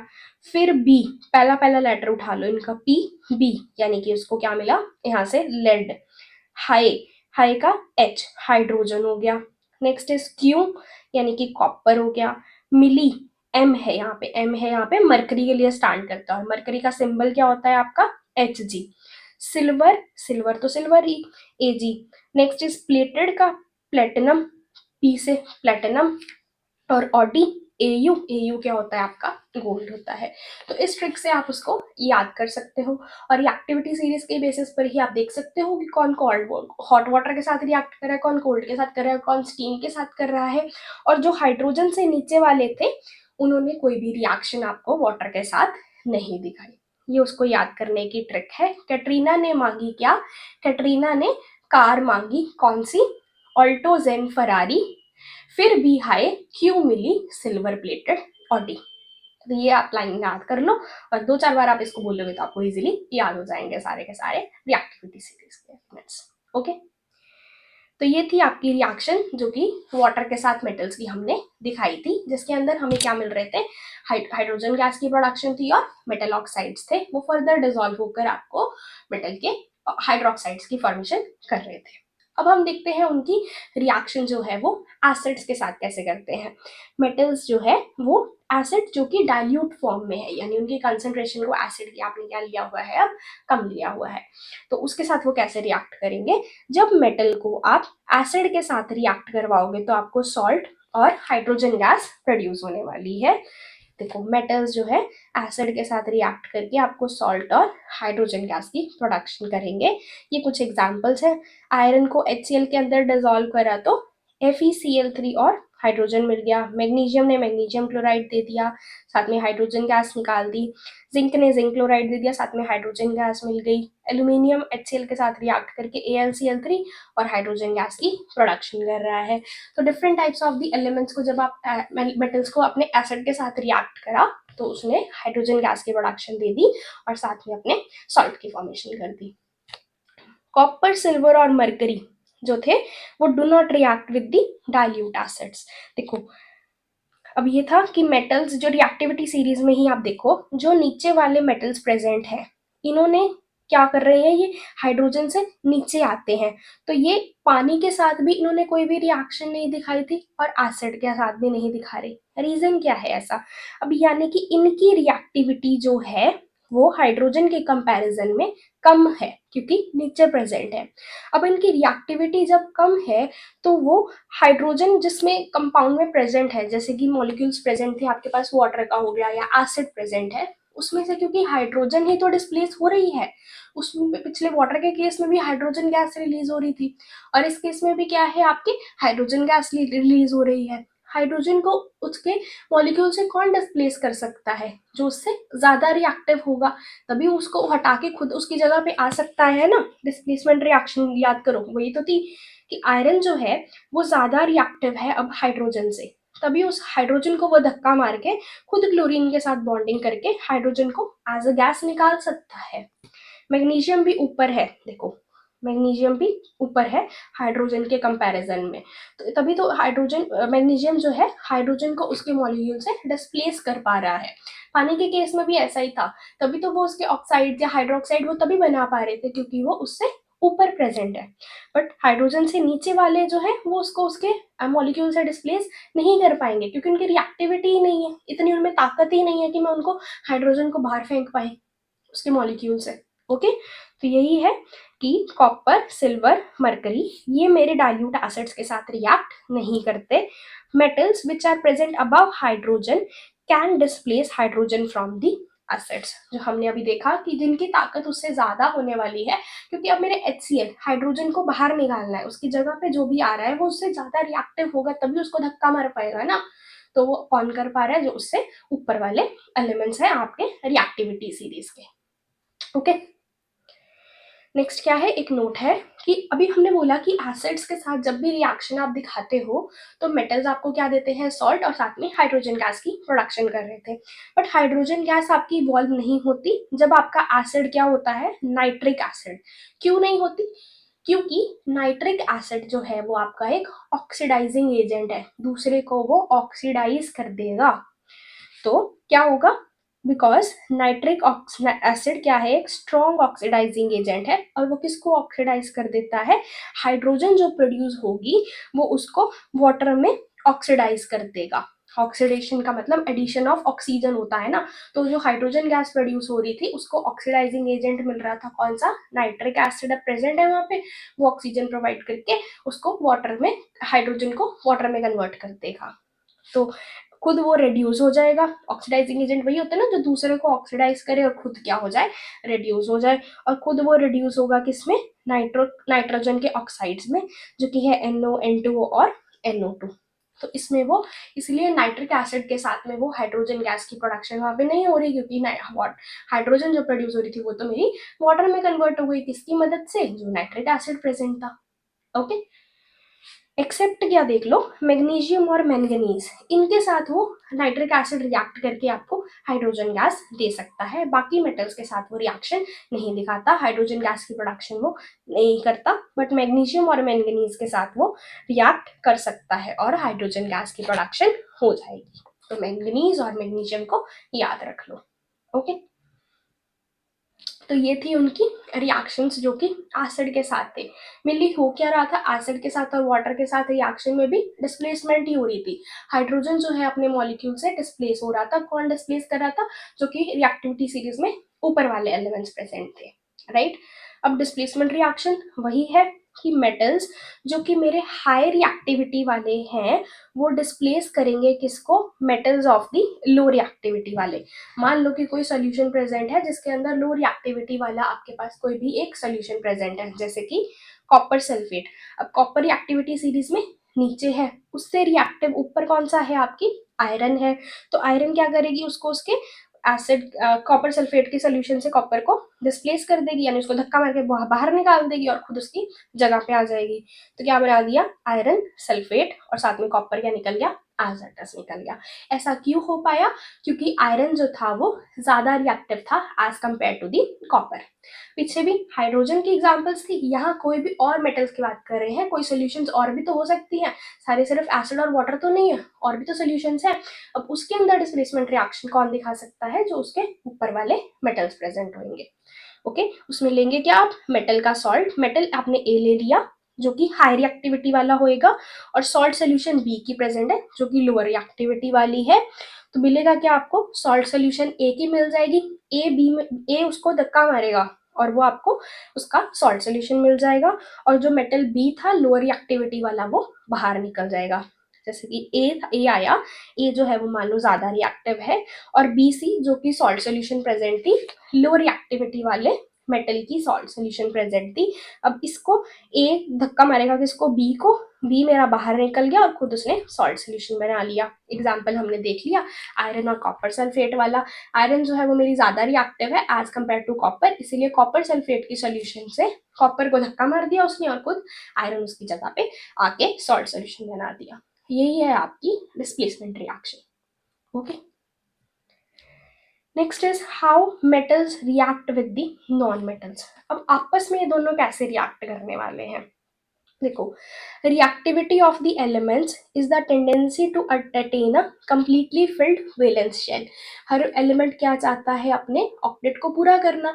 मेटल्स अपने इलेक्ट्रॉन्स को लूज करते हैं और नॉन मेटल्स इलेक्ट्रॉन्स का गेन करते हैं ताकि वो अपने ऑक्टेट को पूरा कर पाए, right. So atoms of the metals क्या करेंगे, have the tendency to lose the electrons from their valence shell, और वो केटायन की फॉर्मेशन कर देंगे। सोडियम था, एक इलेक्ट्रॉन को लूज करा, जब एक इलेक्ट्रॉन को वो लूज कर रहा है तो क्या बना देगा, सोडियम पॉजिटिव, जो कि क्या है आपका केटायन है। और नॉन मेटल्स, जैसे कि हमने क्लोरीन लिया था, क्लोरीन क्या करेगा, इलेक्ट्रॉन का गेन करेगा और अपने वैलेंस शेल को कंप्लीट करेगा और एनाइन बना लेगा, क्योंकि एक इलेक्ट्रॉन उसके अंदर ज्यादा जा रहा है। जब नेगेटिव चार्ज बढ़ रहा है तो क्या आ जाएगा, एनाइन, और जब इलेक्ट्रॉन निकल रहा है तो पॉजिटिव चार्ज आ जाएगा उसके ऊपर, क्योंकि अंदर प्रोटॉन्स बढ़ गए, इलेक्ट्रॉन अब कम हो गए थे, तो इसीलिए वहां पे क्या हो गया, कैटायन की फॉर्मेशन हो गई। अब मेटल्स ने तो कैटायन बना दिए, नॉन मेटल्स ने एनाइन बना दिए। अब आपस में कैसे जुड़ेंगे, अब पॉजिटिव वाला नेगेटिव वाले को अट्रैक्ट करेगा, ऑब्वियस सी बात है। अब सोडियम पॉजिटिव आया, Cl नेगेटिव आया, राइट, दोनों के बीच में फोर्सेस ऑफ अट्रैक्शन हुई। अब इस अट्रैक्शन से जो दोनों के बीच में बॉन्ड बनेगा उसको क्या बोलते हैं, एक आयनिक बॉन्ड बनता है, और जो कंपाउंड फॉर्म हो गया उसको क्या बोलोगे आप, आयनिक कंपाउंड बन गया, राइट। तो आयनिक कंपाउंड्स की बात करते हैं, जो कि जब मेटल और नॉन मेटल आपस में रिएक्ट करते हैं तो आयनिक कंपाउंड्स की उसमें फॉर्मेशन होती है। So the compounds formed by the transfer of the electron from the metals to the non metals. जैसे कि सोडियम ने अपना इलेक्ट्रॉन लूज करा था, वो इलेक्ट्रॉन गेन किसने कर लिया, क्लोरीन ने गेन कर लिया, राइट। तो इलेक्ट्रॉन का ट्रांसफर कहाँ से हुआ, मेटल से मेरे नॉन मेटल के पास। तो जब भी ट्रांसफर ऑफ इलेक्ट्रॉन से बॉन्ड बन रहा है तो वो ऐसा कंपाउंड क्या बोलते हैं, आयनिक कंपाउंड उसको बोलते हैं, राइट। सो आयनिक कंपाउंड्स और इलेक्ट्रोवेलेंट कंपाउंड्स, क्योंकि आयनिक कंपाउंड, क्योंकि आयंस बन रहे थे इसके अंदर, कैटायन बना और एनाइन बना, जिसके कारण इसको नाम बोल दिया आयनिक कंपाउंड्स। इलेक्ट्रोवेलेंट क्यों बोला, क्योंकि इसके अंदर फोर्सेस ऑफ अट्रैक्शन जो प्रेजेंट है वो इलेक्ट्रोवेलेंट फोर्सेस ऑफ अट्रैक्शन बोल सकते हो, इसीलिए उसको क्या बोलोगे, इलेक्ट्रोवेलेंट कंपाउंड्स, ओके। तो ऐसे कंपाउंड जो कि ट्रांसफर ऑफ इलेक्ट्रॉन से बनेंगे वो क्या है, मेरे आयनिक कंपाउंड्स। तो अब एग्जांपल देख लो, जैसे कि सोडियम क्लोराइड की हम अभी डिस्कस कर ही रहे थे। सोडियम जिसका एटॉमिक नंबर कितना है आपका 11, तो उसकी इलेक्ट्रॉनिक कॉन्फ़िगरेशन क्या हो जाएगी 2 8 और 1। आउटर मोस्ट शेल में कितने इलेक्ट्रॉन है उसके, एक ही है, उसको लूज करेगी 2 8 बन गया। तो उसने अपने इलेक्ट्रॉन को जब लूज कर दिया, वो इलेक्ट्रॉन गया किसके पास, क्लोरीन के पास। क्लोरीन जिसका एटॉमिक नंबर क्या था 17, उसने 17, उसकी इलेक्ट्रॉनिक कॉन्फ़िगरेशन है 287, एक इलेक्ट्रॉन को गेन करके वो 288 में कन्वर्ट हो जाएगी, और Cl किस में कन्वर्ट हो जाएगा मेरा, Cl नेगेटिव में। तो यानी कि एक सोडियम का जो इलेक्ट्रॉन था इसमें देखो आप, जो एक इलेक्ट्रॉन इसका आउटर मोस्ट वाला था वो लूज किया इसने, और क्लोरीन ने गेन कर लिया। जब ये लूज कर रही है तो सोडियम पॉजिटिव बना, Cl उसको गेन कर रहा है तो Cl नेगेटिव बना। अब इस पॉजिटिव नेगेटिव के बीच में फोर्सेस ऑफ अट्रैक्शन स्टार्ट हो गई, जिसके कारण आपका बॉन्ड जो बना वो क्या था, सोडियम क्लोराइड का कंपाउंड की यहाँ पे फॉर्मेशन हो गई। तो इस तरह से बनते हैं आपके ionic compound. Metal electron lose करके कैटायन बनाएंगे, नॉन मेटल्स इलेक्ट्रॉन को गेन करके एनाइंस बना रहे हैं। इलेक्ट्रॉन का ट्रांसफर किससे हो रहा है, लूज कर रहा है, वो इलेक्ट्रॉन कहीं ना कहीं तो जा रहा है ना, उसको कौन गेन कर रहा है, नॉन मेटल गेन कर रहा है, लूज करके आयंस की फॉर्मेशन कर दी। अब उन आयंस के अंदर फोर्सेस ऑफ अट्रैक्शन आई, जिसकी वजह से आपके पास आयनिक कंपाउंड्स बन गए, राइट। तो अब एक और एग्जांपल देख लेते हैं कि मैग्नीशियम क्लोराइड कैसे बना, ये भी तो एक आयनिक कंपाउंड ही है। देखो, अब मैग्नीशियम क्या होती है, मैग्नीशियम का एटॉमिक नंबर है आपकी 12, कितना गंदा लिखा गया है। तो मैग्नीशियम जिसका एटॉमिक नंबर है आपका 12, तो आउटर मोस्ट इलेक्ट्रॉनिक कॉन्फ़िगरेशन क्या हो जाएगी 282। तो ये क्या करेगी, अपने 2 इलेक्ट्रॉन्स का लूज करेगी, तो क्या बनेगा यहाँ से 28 बन जाएगा, जो कि क्या है, स्टेबल कॉन्फ़िगरेशन थी। तो मैग्नीशियम किस में कन्वर्ट हो गया, मैग्नीशियम 2 पॉजिटिव में। मैग्नीशियम किस में कन्वर्ट हो जाएगा, मैग्नीशियम 2 पॉजिटिव में। तो सेंटर में इसके बिठा के दिखा देती हूँ, 2 8 और 2। इसके आउटर मोस्ट शेल में अंदर वाले में 2 इलेक्ट्रॉन्स है, बाहर वाले इधर इसमें 8 है, 4 हो गए, 5 6 7 और 8। आउटर मोस्ट शेल में जो 2 इलेक्ट्रॉन्स प्रेजेंट है, इधर क्या आता है, ये आपकी मैग्नीशियम है, और यहाँ क्या आए, मेरे 2 क्लोरीन के आटम आए। इनके अंदर क्या प्रेजेंट है, सेंटर में तो प्रोटॉन्स प्रेजेंट है, आउटर मोस्ट शेल में इलेक्ट्रॉन्स इसके पास प्रेजेंट है। इसको Cl को रब करो एक बार, राइट। अब यहाँ पे Cl है। इलेक्ट्रॉनिक कॉन्फ़िगरेशन इसकी क्या है आपकी, 2 8 और 7 है। तो अंदर वाले शेल में कितने इलेक्ट्रॉन्स हैं आपके, 2 है। अगले में कितने हैं, 8, 1 2 3 4 5 6 7 एंड 8। बाहर वाले में कितने हैं, 7, 3 4 5 6 एंड 7। ऊपर भी ऐसा ही है, सेंटर में इसके क्या प्रेजेंट है, प्रोटॉन है, बाहर इसके इलेक्ट्रॉन्स प्रेजेंट है। इसका कितने इलेक्ट्रॉन्स है, 2 8 2 8, क्योंकि क्लोरीन तो सेम ही है ना आपकी, 4 5 6 7 और 8। और यहाँ कितने हैं, 7, 1 2 3 4 5 6 एंड 7। तो अब क्या होगा, इसमें आपके इलेक्ट्रॉन्स का ट्रांसफर होगा। मैग्नीशियम कितने इलेक्ट्रॉन्स को लूज करना चाहती है, 2 इलेक्ट्रॉन्स का लूज करना चाहती है, क्योंकि उसके पास वो इलेक्ट्रॉनिक कॉन्फ़िगरेशन जो है वो उसकी स्टेबल वाली हो जाए। और क्लोरीन के कितने इलेक्ट्रॉन्स की रिक्वायरमेंट है, एक एक इलेक्ट्रॉन्स की रिक्वायरमेंट है, इसलिए अब 2 क्लोरीन वहां पे आ रहे हैं। तो ये वाला एक इलेक्ट्रॉन वो इस क्लोरीन को दे देगा मैग्नीशियम, और दूसरा वाला इलेक्ट्रॉन इस क्लोरीन को दे देगा। तो बनेगा क्या आपके पास, Mg2 पॉजिटिव बन गया, और साथ में 2Cl नेगेटिव बन गए। तो इसीलिए आपका जो कंपाउंड फॉर्म होएगा यहाँ पे, देखो ये क्या बना, magnesium 2 positive, magnesium 2 positive plus 2Cl negative बन गए यहाँ पे। तो क्या बन जाएगा यहाँ से, Mg, क्योंकि अब हमें इलेक्ट्रो मैंने चेंज करवाना होता है ना। अब Cl कितने हैं यहाँ पे, 2 प्रेजेंट है, ठीक है। तो अब इसमें क्या प्रेजेंट होगा, MgCl2 की फॉर्मेशन हो गई, क्योंकि इसके अंदर क्या प्रेजेंट है, मैग्नीशियम 2 पॉजिटिव और 2 क्लोरीन एटम्स आ रहे हैं, क्लोरीन के आयंस आ रहे हैं। उनके अंदर क्या होगी, अब इलेक्ट्रोस्टैटिक फोर्सेस ऑफ अट्रैक्शन होगी, और आपके पास आयनिक कंपाउंड की फॉर्मेशन हो जाएगी, जो कि है आपका MgCl2। इस तरह से बनते हैं हमारे आयनिक कंपाउंड्स। इलेक्ट्रॉन का ट्रांसफर कहाँ से हो रहा है, आपके मेटल से किसके पास, नॉन मेटल से। क्यों हो रहा है, क्योंकि उनको अपने ऑक्टेट्स को कंप्लीट करना है। सोडियम ने एक इलेक्ट्रॉन का लूज करके उसका काम चल गया था, आउटर मोस्ट शेल में उसके पूरे इलेक्ट्रॉन्स हो गए थे। और मैग्नीशियम के केस में आपके 2 इलेक्ट्रॉन्स का उसको लॉस दिखाना था, तभी वो अपनी इलेक्ट्रॉनिक कॉन्फ़िगरेशन को स्टेबल कर सकती है। तो उसने 2 को लूज करके मैग्नीशियम 2 पॉजिटिव बना लिया, और क्लोरीन ने क्या कहते हैं, 2 क्लोरीन ने एक एक इलेक्ट्रॉन को गेन करके Cl नेगेटिव आयंस बना लिए, दोनों के बीच में अट्रैक्शन हो गई, MgCl2 की फॉर्मेशन हो गई। ओके, नेक्स्ट इज अब properties of the ionic compounds. अब मेटल्स ने नॉन मेटल्स ने आपस में रिएक्शन दिखा के इलेक्ट्रॉन का ट्रांसफर करके कंपाउंड बना लिए। तो अब आप इनकी प्रॉपर्टीज की बात करो।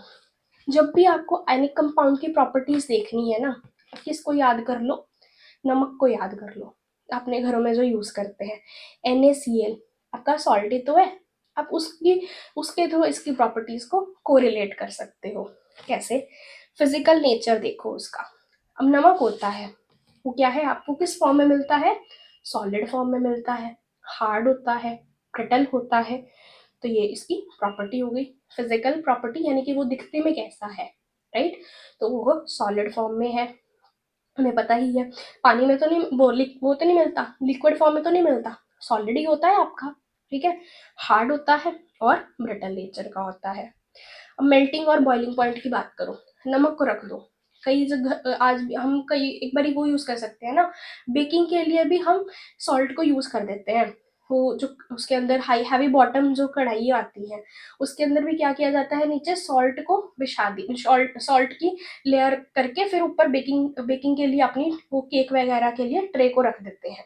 तो क्या जब आप उसको नीचे से हीट प्रोवाइड कर रहे हो, बेकिंग तो आपको लंबे टाइम के लिए करनी है, यानी कि 20-25 मिनट या आधा घंटे के लिए आप रख ही देते हो जनरली। तो जब आप उसको रख रहे हो तो क्या आपका सॉल्ट मेल्ट होता है? Answer is no. वो ऐसे ही जब आपने कि आपका केक बन गया जो जिसको आप कई जब हमारे पास मान लो लाइट नहीं है, अवन नहीं है घर पे, तो तब हम बेकिंग करने के लिए इस चीज का भी यूज करते हैं, राइट। तो जब मेरा केक बेक हो गया, मैंने उसको उसमें से हटाया, तो नीचे मेरे को सॉल्ट एज इट इज ही उसकी लेयर मिलती है, राइट। तो उसमें वो कोई मेल्टिंग तो नहीं हो गई उसकी, यानी उसको इतनी हीट मिलने के बावजूद भी इतने आधे पौने घंटे तक भी जब उसको हीट मिल रही है तो वो मेल्ट नहीं होता। तो इसका मेल्टिंग बॉइलिंग पॉइंट क्या होएगा फिर? हाई होएगा ना। तो यही है कि they have generally high melting and boiling point. ये मेरा मेल्ट इजीली नहीं होता। तो नमक से रिलेटेड इसकी प्रॉपर्टीज को हम इजीली कर सकते हैं।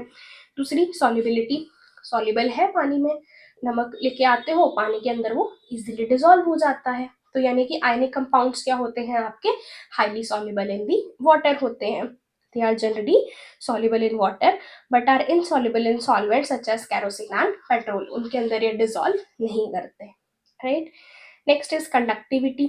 ये हाईली कंडक्टिव नेचर के होते हैं एक्वस या मॉल्टन स्टेट के अंदर, और सॉलिड स्टेट में तो वो इलेक्ट्रिसिटी को कंडक्ट नहीं करेंगे।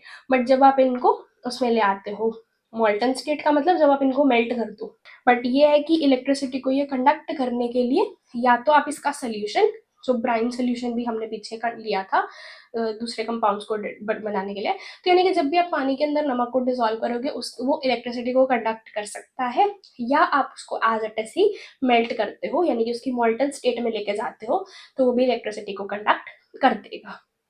Okay, so this is about the properties of the ionic compounds, जिसको आप कोरिलेट किससे करोगे? घर के नमक से। उसकी फिजिकल स्टेट सॉलिड है, हार्ड है, हाई मेल्टिंग बॉइलिंग पॉइंट है, कुकिंग वाली एग्जांपल दे दी मैंने। सॉल्युबिलिटी, पानी में इजीली घुल जाते हैं। इलेक्ट्रिसिटी को कंडक्ट करेंगे पर सिर्फ एक्वस और मोल्टन स्टेट के अंदर, सॉलिड स्टेट में तो इलेक्ट्रिसिटी को कंडक्ट वो नहीं करेंगे। ओके, अब है अकरेंस ऑफ द मेटल्स। अब हमने इसकी फिजिकल प्रॉपर्टीज देख ली, इनकी केमिकल प्रॉपर्टीज देख ली कि ये नेचर में कैसे मिलते हैं, दूसरों के साथ कैसे रिएक्ट करते हैं। बट आपको अगर मेटल को लेना है, मेटल निकालना है, तो वो आपको मिलेगा कहाँ से? आप उसको कैसे निकाल सकते हो? मेटल की प्योर फॉर्म आप कैसे गेन कर सकते हो? जो वहाँ पे फैक्ट्रीज वगैरह में मेटल जो है वो उसकी एक्सट्रैक्शन प्रोसेस हो कैसे रही है, वो अकर कैसे कर रहे हैं, अब हमें वो देखना है कि अगर आप इंडस्ट्रीज में जाते भी हो तो आप मेटल की एक्सट्रैक्शन कैसे करवाओगे, वो देखते हैं आप। सो हमारे अर्थ के क्रस्ट के अंदर major sources of metals present है। हमारे अर्थ के डीप डाउन दी अर्थ अगर आप उसकी माइनिंग करते जाते हो तो वहां आपके मेटल्स की great amount of the sources present है, वहां पे आपको खूब सारे मेटल्स मिलते हैं। सो अब ऐसी ब्रांच ऑफ साइंस या टेक्नोलॉजी जो कि कंसर्न्ड है आपको उसको एक्सट्रैक्ट करना, यानी कि अर्थ क्रस्ट से निकालना और उसको प्योरीफाई करना उस मेटल को, यानी कि उसकी प्योर फॉर्म में, क्योंकि एज इट इज तो मेटल आप ला रहे हो तो उसको आप यूज नहीं कर सकते ना, वो गंदा होगा, उसके अंदर और भी इम्प्योरिटीज प्रेजेंट होंगी, तो उसको प्योरीफाई करना भी हमें जरूरी है। और आप निकाल कैसे रहे हो उसको, तो वो भी कैसे प्रोसेस कैरी आउट करवाई जाती है, जिस ब्रांच के अंडर हम उसको स्टडी करते हैं वो होती है आपकी मेटलर्जी। तो यानी metallurgy is the process, or sorry, not the process, science under which we study about the extraction of the metal, that is how it is being extracted, and its purification, that how purification of it is done, that is known as your metallurgy। okay, अब earth crust में आपको metals मिल रहे थे, और है आपका सी water जिसके अंदर आपके सॉल्युबल सॉल्ट्स प्रेजेंट होते हैं, जैसे कि आपका sodium chloride, magnesium chloride etcetera. Sea water में भी आपको ये ऐसे फॉर्म में मिल सकते हैं। okay, so the elements or compounds that occur naturally in the earth's crust are called as minerals। यानी कि जो एलिमेंट्स या कंपाउंड हमें नेचुरली अर्थ के क्रस्ट में मिल रहे हैं उनको क्या बोला जाता है? मिनरल्स। यानी कि आप मिनरल्स आपको मिल रहे थे, बट मिनरल्स जिनके अंदर क्या प्रेजेंट है, हाई परसेंटेज ऑफ किसी पर्टिकुलर मेटल की प्रेजेंट है, उसमें से आप मेटल को एक्सट्रैक्ट कर पाओ, ऐसा। अभी यानी कि देखो, ऐसे देखो, अर्थ के क्रस्ट से मैंने उसको डिग करा, तो नीचे से मुझे कुछ मिनरल मिला, यानी कि ऐसा कुछ मेटल का कंपाउंड मिला या प्योर फॉर्म में एलिमेंट मिल रहा है, तो उसको बोलते हैं मिनरल, राइट। अब उस मिनरल में अगर मेरा कोई एक पर्टिकुलर मेटल है जिसकी अमाउंट ज्यादा है, जिसको मैं उसमें से, जिस मिनरल में से मैं मेटल को एक्सट्रैक्ट कर सकती हूँ कि मुझे high amount of the metal उसमें से मिल जाए, उस टाइप ऑफ मिनरल को क्या बोला जाता है, ओर। तो हमारे काम के क्या है, ओर, क्योंकि हम उसकी एक्सट्रैक्शन करवाने के लिए, उसकी प्योरिफिकेशन करवाने के लिए कितनी ज़्यादा मेहनत कर रहे हैं, इंडस्ट्रीज में कितना फ्यूल बर्न कर रहे हैं, कितनी मशीनें चला रहे हैं, तो उसके लिए कितना खर्चा हो रहा है। अगर कोई ऐसा मिनरल मान लो मैं ले लेती हूँ जिसमें से मुझे मेटल जो मेरे को चाहिए था वो मुझे अच्छी खासी अमाउंट में मिल ही नहीं रहा, तो वो मेरे किसी काम का नहीं होगा। तो मुझे ऐसे टाइप ऑफ दी मिनरल्स चाहिए जिसमें से मैं मेटल की हाई अमाउंट निकाल पाऊँ, और ऐसे मिनरल्स जिसमें से आप प्रॉफिटेबली, यानी कि आपको उससे प्रॉफिट मिले कि आप अच्छी खासी अमाउंट मेटल की निकाल पाओ, ऐसे मिनरल्स को क्या बोला जाता है, ओर्स बोलते हैं। तो definition between an ore and mineral, I hope it is clear. So जो ऐसे एलिमेंट्स या कंपाउंड जो अर्थ क्रस्ट में आपको मिनरल मिल रहे हैं वो तो मिनरल है, बट ऐसे मिनरल्स जिसमें से आप मेटल को एक्सट्रैक्ट कर पाओ प्रॉफिटेबली, वो हो गया आपका ore. Okay, so this I have explain. Next is हमारे अब काम के क्या है, ये मेटल्स को एक्सट्रैक्ट करना। अब मेटल्स की एक्सट्रैक्शन प्रोसेस में करवाऊंगी कैसे, राइट। तो अब हमारे पास फिर से क्या आती है हमारे रोल में, reactivity series. Different types of the metals हैं, अलग अलग तरीकों से आप उनको एक्सट्रैक्ट कर सकते हो। जो तो हाईली रिएक्टिव वाले हैं, जैसे कि आपका sodium, potassium, calcium, magnesium, aluminium, इनको आप निकालते हो उनकी इलेक्ट्रोलिसिस करवाकर। उनकी एक्सट्रैक्शन कैसे करते हैं, इलेक्ट्रोलिसिस, यानी इनका आपके पास कोई सॉल्ट सोल्यूशन होगा, उसमें से आपने इलेक्ट्रिसिटी को पास करवा के इन मेटल्स की आप एक्सट्रैक्शन कर सकते हो। Okay, so the metals of the high reactivity, that is sodium, potassium and calcium do not occur in the free state। अब इतने ज्यादा रिएक्टिव है, अकेले मिलने के तो इनके चांसेस ही नहीं है ना, तो किसी ना किसी के साथ जुड़ के अपना बॉन्ड बना के बैठे होंगे ये, राइट। तो फ्री स्टेट में नहीं मिल रहे। अब इनको प्रोसेस को जिससे आप सेपरेट आउट कर सकते हो वो है आपकी इलेक्ट्रोलिसिस। ओके, अब आ जाओ बीच वाले जो कि हैं मॉडरेटली रिएक्टिव। कौन कौन हो गया उसमें, जिंक, आयरन, लेड, कॉपर और मरकरी, ठीक है। They occur in the form of sulphide, sulphides, oxide और कार्बोनेट्स। अब ये किसके साथ जुड़े हुए होते हैं, या तो ये सल्फाइड की फॉर्म में मिलते हैं, यानी कि उनके मेटल के सल्फाइड, उनके ऑक्साइड्स, उनके कार्बोनेट्स की फॉर्म में आपको मिलते हैं। तो इनको आप कैसे करवाते हो, इनकी रिडक्शन करवाई जाती है बाय दी कार्बन। कैसे करते हैं, वन बाय वन हम इन सभी को देखने वाले हैं, बट जनरली आप देख लो कि जो हायर एक्टिविटी वाले हैं उनकी इलेक्ट्रोलिसिस करवा दी जाती है, बीच वाले हैं वो सल्फाइड, ऑक्साइड या कार्बोनेट की फॉर्म में आपको मिलेंगे, और जो लीस्ट रिएक्टिव वाले हैं वो तो आपको फ्री स्टेट में मिल जाते हैं। So they occur in the native state, reactive है ही नहीं गोल्ड और सिल्वर, एज इट इज ही आपको नेटिव फॉर्म में मिल जाते हैं, किसी के साथ जुड़े हुए नहीं है ये। ओके, तो अब इनकी एक्सट्रैक्शन प्रोसेस कैरी आउट कैसे करवाई जाती है। आपने अर्थ क्रस्ट को डिग किया, उसमें से मिनरल निकाला, अब आपको मिनरल ऐसा मिल गया जिसमें से आपने हाई प्रॉफिट अमाउंट में आप उससे मेटल को एक्सट्रैक्ट कर सकते हो, वो आपका क्या हो गया, ओर। ओके, तो यानी कि आपके काम का क्या है, मेनली ओर, जिसमें से आप मेटल को निकाल सको। तो अब जो मेटल मिल रहा है आपको, ओर मिल रहा है, उसको प्योरीफाई करना पड़ेगा आपको, उसमें से मेटल को एक्सट्रैक्ट भी करना है। तो उसके लिए जो प्रोसेसेस यूज की जाती हैं, सबसे पहली है आपकी कंसंट्रेशन ऑफ द ओर। अब कंसंट्रेशन ऑफ ओर क्या होती है अभी बताती हूँ मैं, पहले एक बार सारे स्टेप्स को देख लेते हैं। सबसे पहले आप क्या करोगे, कोई भी और निकाला आपने, उसकी कंसंट्रेशन करोगे।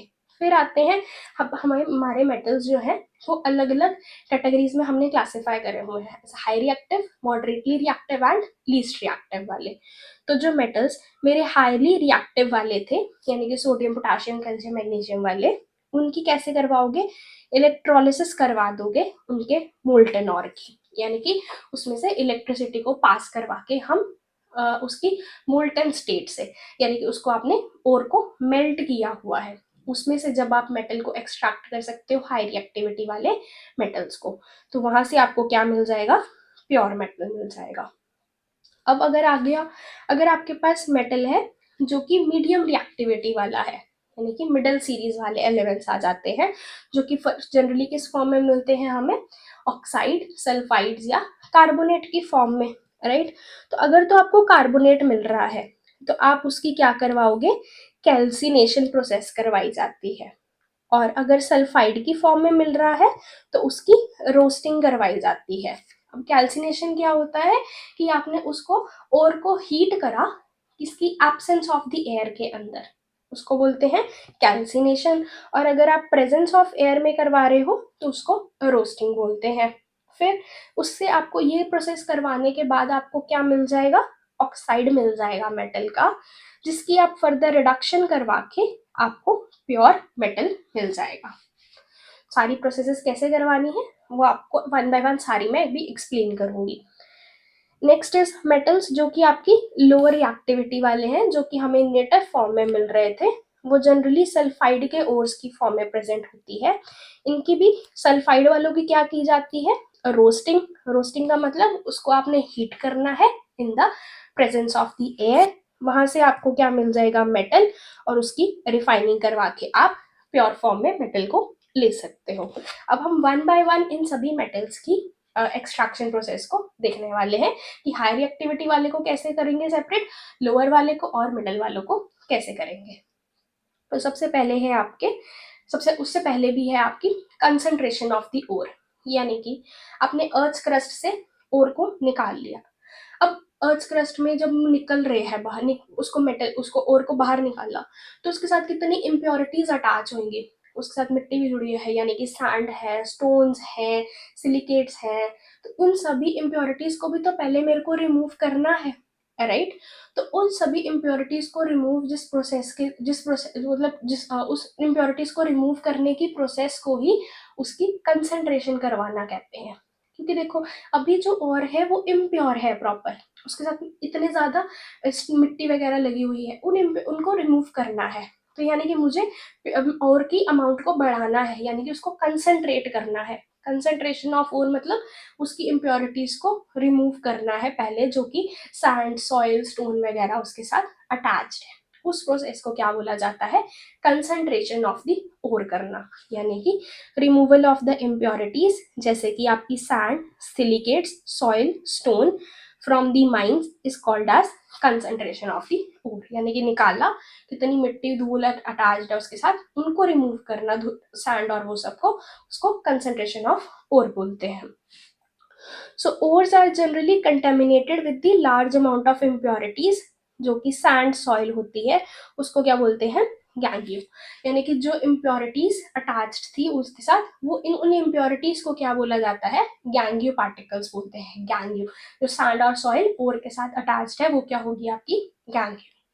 सो before extraction these impurities must be removed, तभी तो हम आगे प्रोसीड कर पाएंगे। अगर ये इम्प्योरिटीज उसके साथ अटैच्ड रह गई तो ये इंटरफेयर करेंगे उसके एक्सट्रैक्शन प्रोसेस में, तो हमें उसको प्योर तो कर लेना पहले, जो ऊपर की धूल मिट्टी है उसको भी, उसको पहले साफ करना है।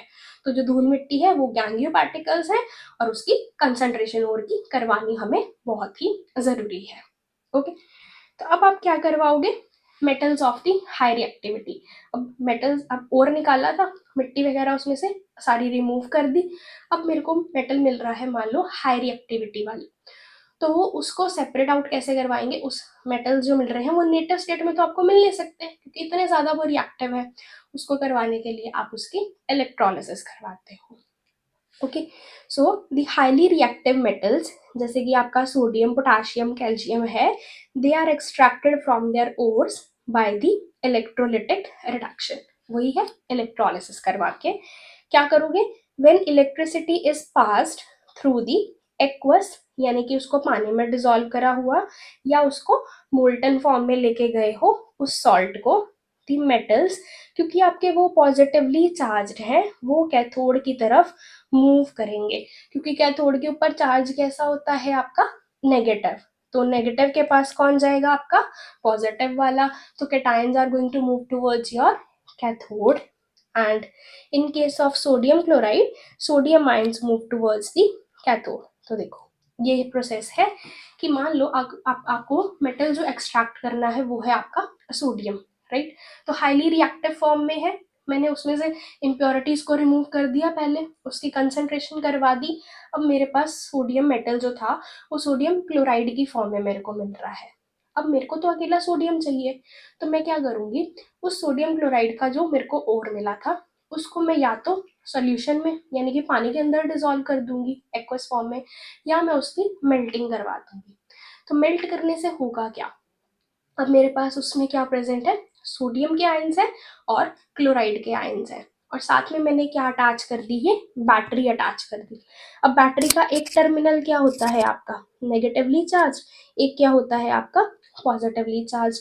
जो नेगेटिवली चार्ज वाला होता है उसको क्या बोला जाता है, आपकी ये कैथोड है। और नेगेटिव चार्ज के पास कौन जाएंगे, आपके सोडियम आयंस। तो सोडियम आयंस अब इसके पास जाना शुरू हो गए, और क्लोराइड आयंस मेरे एनोड की तरफ जा रहे हैं। तो जो कैथोड पे मेरे अकम्प्लिश हुआ सोडियम मेटल, मेरे काम का तो वही है, यानी कि मैंने सोडियम क्लोराइड में से सोडियम को अलग कर लिया, कैसे, इलेक्ट्रिसिटी को पास करवा के सोडियम आयंस को कैथोड पे कलेक्ट कर लिया, राइट। तो यही होती है प्रोसेस जो कि आप यूज करते हो किसके लिए, हाईली रिएक्टिव मेटल्स के लिए। उसको ओर को मोल्टन फॉर्म में लेके गए या एक्वस फॉर्म में, उससे क्या होंगे, वो अपने आयंस बन जाएंगे, उसके आयंस जो है वो उसके इलेक्ट्रोड्स के पास, कैथोड के पास कैटायंस जाएंगे, क्योंकि मेरे को मेटल के साथ ही काम है तो वो कैटायंस की फॉर्म में एग्जिस्ट कर रहा है, तो वो कैथोड की तरफ जाके मेरे को प्योर फॉर्म में मेटल मिल जाएगा। ओके जी, तो ये थी आपके पास हाई रिएक्टिविटी वालों को कैसे सेपरेट करना है। अब हम थोड़ा रिएक्टिविटी सीरीज में नीचे आ जाते हैं, जो कि है आपका मॉडरेट रिएक्टिविटी वाले एलिमेंट्स, मेटल्स जो है उनको कैसे एक्सट्रैक्ट करोगे। वो जनरली किस फॉर्म में एग्जिस्ट करते हैं, हमारे ऑक्साइड्स में, कार्बोनेट्स में या सल्फाइड्स की फॉर्म में एग्जिस्ट करेंगे, राइट। तो उनको कैसे करेंगे, दे आकर इन the form of sulphide, carbonates या ऑक्साइड्स। उनको पहले किस में, अगर वो सल्फाइड या कार्बोनेट के फॉर्म में है, पहले उसको उसकी ऑक्साइड में कन्वर्ट करना है मुझे, यानी कि मैं किस में कन्वर्ट करूंगी, मेटल ऑक्साइड में। अब उसके लिए मैं क्या प्रोसेसेस को यूज करती हूँ, अगर सल्फाइड और कार्बोनेट है, मुझे उसको मेटल ऑक्साइड में कन्वर्ट करना है, तो उस प्रोसेस के लिए यूज की जाती है आपकी रोस्टिंग और कैल्सिनेशन। अब रोस्टिंग क्या होता है, रोस्ट करना, ऐसे मान लो। तो क्या कर रहे हो आप, सल्फाइड ओर्स के लिए जनरली यूज किया जाता है, यानी कि ऐसा ओर मिडल रिएक्टिविटी सीरीज वाले मेटल्स का जो कि सल्फाइड की फॉर्म में मिल रहा है मुझे, उसको मैं क्या करूंगी, मेटल ऑक्साइड में कन्वर्ट करने के लिए उसको हीट किया जाता है in the presence of excess of the air. Roasting करनी है, रोस्टिंग आप किसकी प्रेजेंस में करोगे, एयर की प्रेजेंस में, ओके। और किसको किया जाता है, अगर वो सल्फाइड के ओर्स है। क्यों किया जाता है, क्योंकि मुझे उस सल्फाइड के ओर को ऑक्साइड में कन्वर्ट करना है, राइट। तो मुझे मान लो जिंक सल्फाइड मिला था, मिडल रिएक्टिविटी सीरीज वाला सल्फाइड है, मैं इसकी रोस्टिंग करवा रही हूँ, यानी कि इसकी हीटिंग करवा रही हूँ इन दी एक्सेस ऑफ द एयर। और एयर में क्या प्रेजेंट होता है आपका, ऑक्सीजन। तो किस में कन्वर्ट करने के लिए, जिंक का मेरे को ऑक्साइड मिल जाए, और साथ में क्या मिल जाए मेरे को, सल्फर डाइऑक्साइड। मेरे काम का क्या है, ऑक्साइड, क्योंकि मुझे ऑक्साइड, इसको ऑक्साइड की फॉर्म में ही लेके जाना है, ओके। अगर मेरे को वो कार्बोनेट की फॉर्म में मिल रहे हैं, मेरा जो ओर है, उसके लिए मैं क्या करवाऊंगी, कैल्सिनेशन, कार्बोनेट कैल्सिनेशन, सी से याद कर लो, कार्बोनेट कैल्सिनेशन, ओके। तो इसको किस में कन्वर्ट करेंगे, ऑक्साइड में कन्वर्ट करना है in the absence of the air, in the absence of the air, उसको कैल्सिनेशन बोलते हैं। मान लो जिंक का ही कार्बोनेट आपको मिल रहा था, उसको क्या करोगे आप, एयर की एब्सेंस में हीट करोगे, तो ये क्या कर देगी, मेरे कार्बोनेट को जिंक ऑक्साइड में कन्वर्ट कर देगी, और साथ में कार्बन डाइऑक्साइड गैस बन के उड़ गई, ओके। तो अब मैंने मेरे जो मेटल रिएक्टिविटी सीरीज वाले थे मेटल्स मेरे को सल्फाइड की फॉर्म में या कार्बोनेट की फॉर्म में जो मिल रहे थे, मैंने सल्फाइड और अगर मिल रहा था तो मैंने रोस्टिंग करवा दी, ऑक्साइड में ले गई। अगर कार्बोनेट्स मिल रहे थे तो मैंने कैल्सिनेशन करवा दी, यानी कि in the absence of air मैंने उसको हीट करा और मेरे को कार्बोनेट्स में उसके मेटल के ऑक्साइड्स मिल गए। अब जो मेरे को ऑक्साइड मिला है, अब मुझे तो मेन मेटल से काम है, तो उसके लिए मैं फर्दर क्या करवा देती हूँ, उसकी रिडक्शन करवा दी जाती है। यानी कि ऑक्साइड में से मेरे को ऑक्सीजन को रिमूव करना है, यानी कि उसकी रिडक्शन करवानी है ताकि मेरे को प्योर फॉर्म में मेटल मिल जाए। और उसके लिए मेरी हेल्प क्या की कौन करता है, कार्बन। कार्बन मेरी हेल्प करता है। तो कार्बन यहाँ पे क्या हो गया, मेरा रिड्यूसिंग एजेंट, क्योंकि इस एजेंट ने मेरी हेल्प करी मेरे मेटल के ऑक्साइड को किसमें कन्वर्ट करने में, मेटल में, उसमें से ऑक्सीजन को रिमूव करने में, right. So these oxides then reduced to the metals using the suitable reducing agents, जैसे कि आपका कार्बन। तो मेटल रिएक्टिविटी सीरीज में आपको क्या याद रखना है कि वो किसकी फॉर्म में मिलते हैं, जनरली सल्फाइड और कार्बोनेट की फॉर्म में। सल्फाइड और वालों को मैं उसकी रोस्टिंग करवा के ऑक्साइड में ले गई, कार्बोनेट वालों की कैल्सिनेशन करवा के यानी कि एब्सेंस ऑफ एयर में हीट करवा के ऑक्साइड की फॉर्म में। अब जब ऑक्साइड मिल गया, उसकी फर्दर रिडक्शन करवाने के लिए आप कार्बन का यूज करोगे, उस ऑक्साइड से उसने ऑक्सीजन को रिमूव कर देना है। एज कार्बन मोनोऑक्साइड वो गैस बन के उड़ जाएगी और आपको प्योर मेटल मिल जाएगा। तो ये प्रोसेस आप यूज करते हो extraction of your moderate reactivity series elements के लिए। ओके, अब बचते हैं हमारे लोअर रिएक्टिविटी सीरीज वाले, यानी कि जो बिल्कुल ही नीचे आ जाते हैं।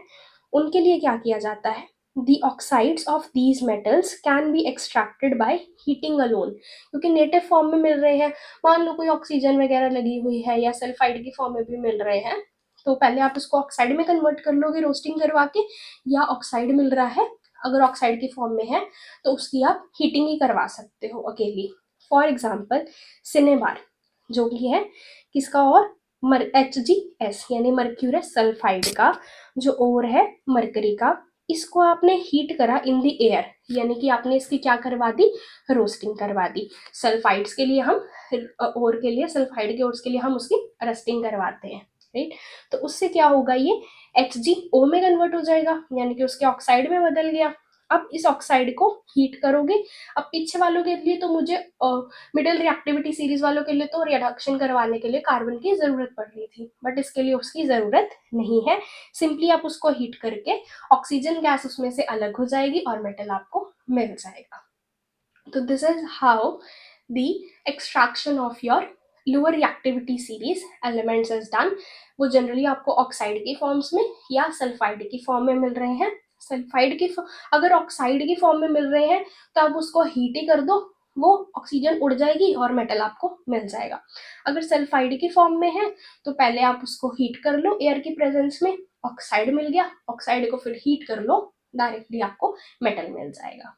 ओके, सो नेक्स्ट इज अब रिफाइनिंग ऑफ द मेटल्स। अब आपने मेटल निकाल तो लिए, चाहे वो हाई रिएक्टिविटी सीरीज वाला है, लोअर रिएक्टिविटी सीरीज वाला है या मॉडरेट रिएक्टिविटी सीरीज वाले थे। अब वो मेटल जो है वो अभी भी इम्प्योर फॉर्म में है, अब मुझे उसको भी प्योर करना है।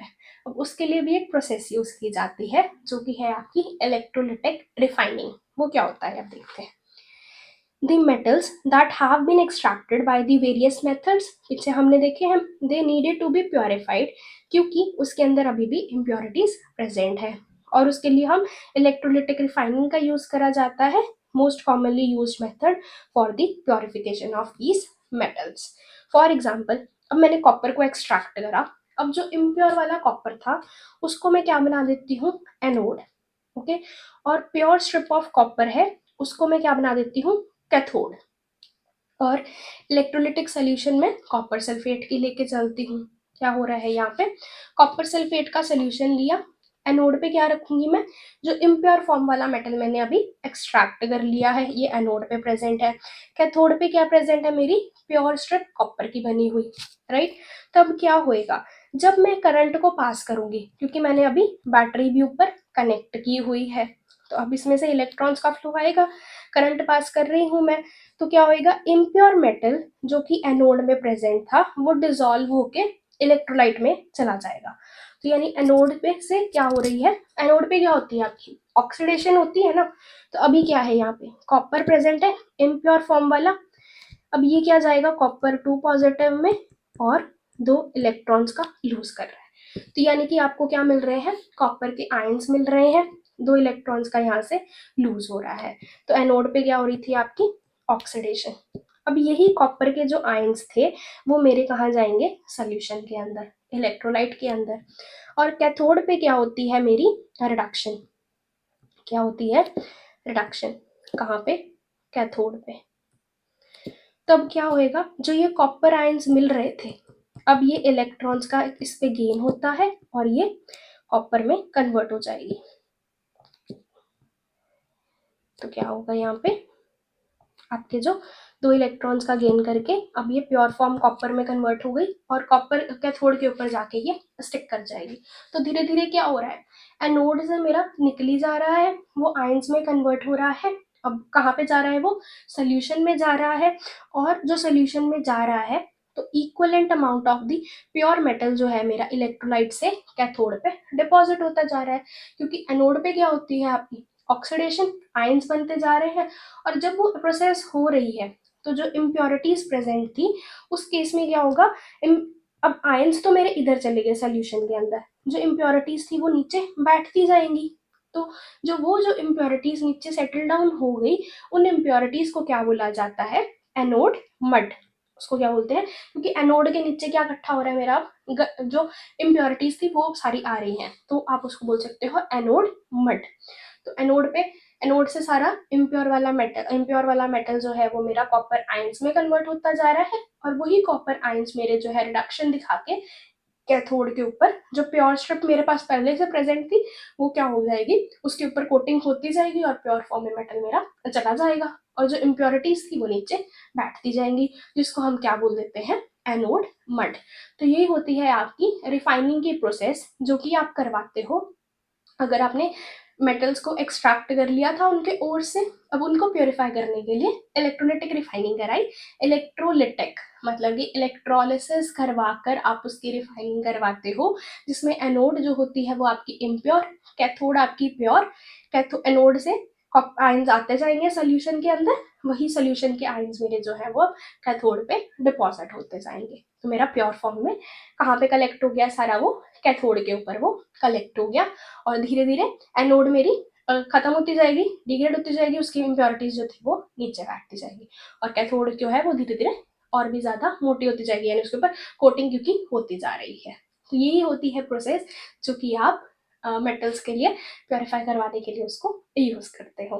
Okay, so this is all about your purification process and the extraction process of your metals. Okay, moving on to our next topic, that is the corrosion. corrosion क्या होता है देखो आयरन की रॉड को तो corrosion को जब भी करना है तो रस्टिंग से रिलेट कर लो। अब क्या करते हैं कोई भी, अब आयरन की रॉड को अगर मैं एटमॉस्फेयर में रख दूं, एटमॉस्फेयर में उसको क्या मिल रहा है atmospheric oxygen, water vapours moisture की फॉर्म में मिल रहा है जिसके कारण क्या होता है उसके ऊपर आयरन जो है वो मेरा आयरन ऑक्साइड में और उसके साथ वाटर में वाटर मॉलिक्यूल अटैच हो जाते हैं जिसके जिसके कारण क्या हो जाता है रस्ट की फॉर्मेशन हो जाती है। यानी कि आयरन मेरी किस में कन्वर्ट हो गई रस्ट के अंदर कन्वर्ट हो गई, राइट। तो रस्टिंग क्या प्रोसेस है, ये हो कैसे रहा था ऑक्सीजन और एटमॉस्फेरिक वाटर वेपर्स जब उसको मिल रहे थे तो ये थी रस्टिंग। रस्टिंग हम लोग स्पेसिफिकली आयरन के केस में बोल देते हैं बट ऐसे ही मान लो अगर कोई और मेटल होता है जिसको मैं एटमॉस्फेरिक कंडीशंस में रख देती हूँ लंबे टाइम पीरियड के लिए, ये एक स्लो प्रोसेस होती है ना क्योंकि मान लो आज आयरन की रॉड को अगर मैंने बाहर रखा तो कल सुबह में अगर देखूंगी तो इतनी जल्दी तो नहीं वो रस्ट लगेगी उसके ऊपर, थोड़ा टाइम तो लगेगा ना उसको। तो ये एक स्लो प्रोसेस है, राइट। थोड़े टाइम बाद उसके ऊपर वो चीज़ होने वाली है कोटिंग जो है आयरन ऑक्साइड की। तो एक स्लो प्रोसेस है। यही अगर आप दूसरे मेटल्स के साथ करवाते हो उनको एटमॉस्फेरिक मॉइस्चर ऑक्सीजन देते रहते हो और वो उनके ऊपर ऑक्साइड्स की लेयर या कुछ और कंपाउंड्स की फॉर्मेशन हो रही है उस प्रोसेस को क्या बोला जाता है corrosion. Okay, so the surfaces of the metal such as iron is corroded when they are exposed to moisture for a longer period of time. This is called as the corrosion, right, this is what we have learn now only.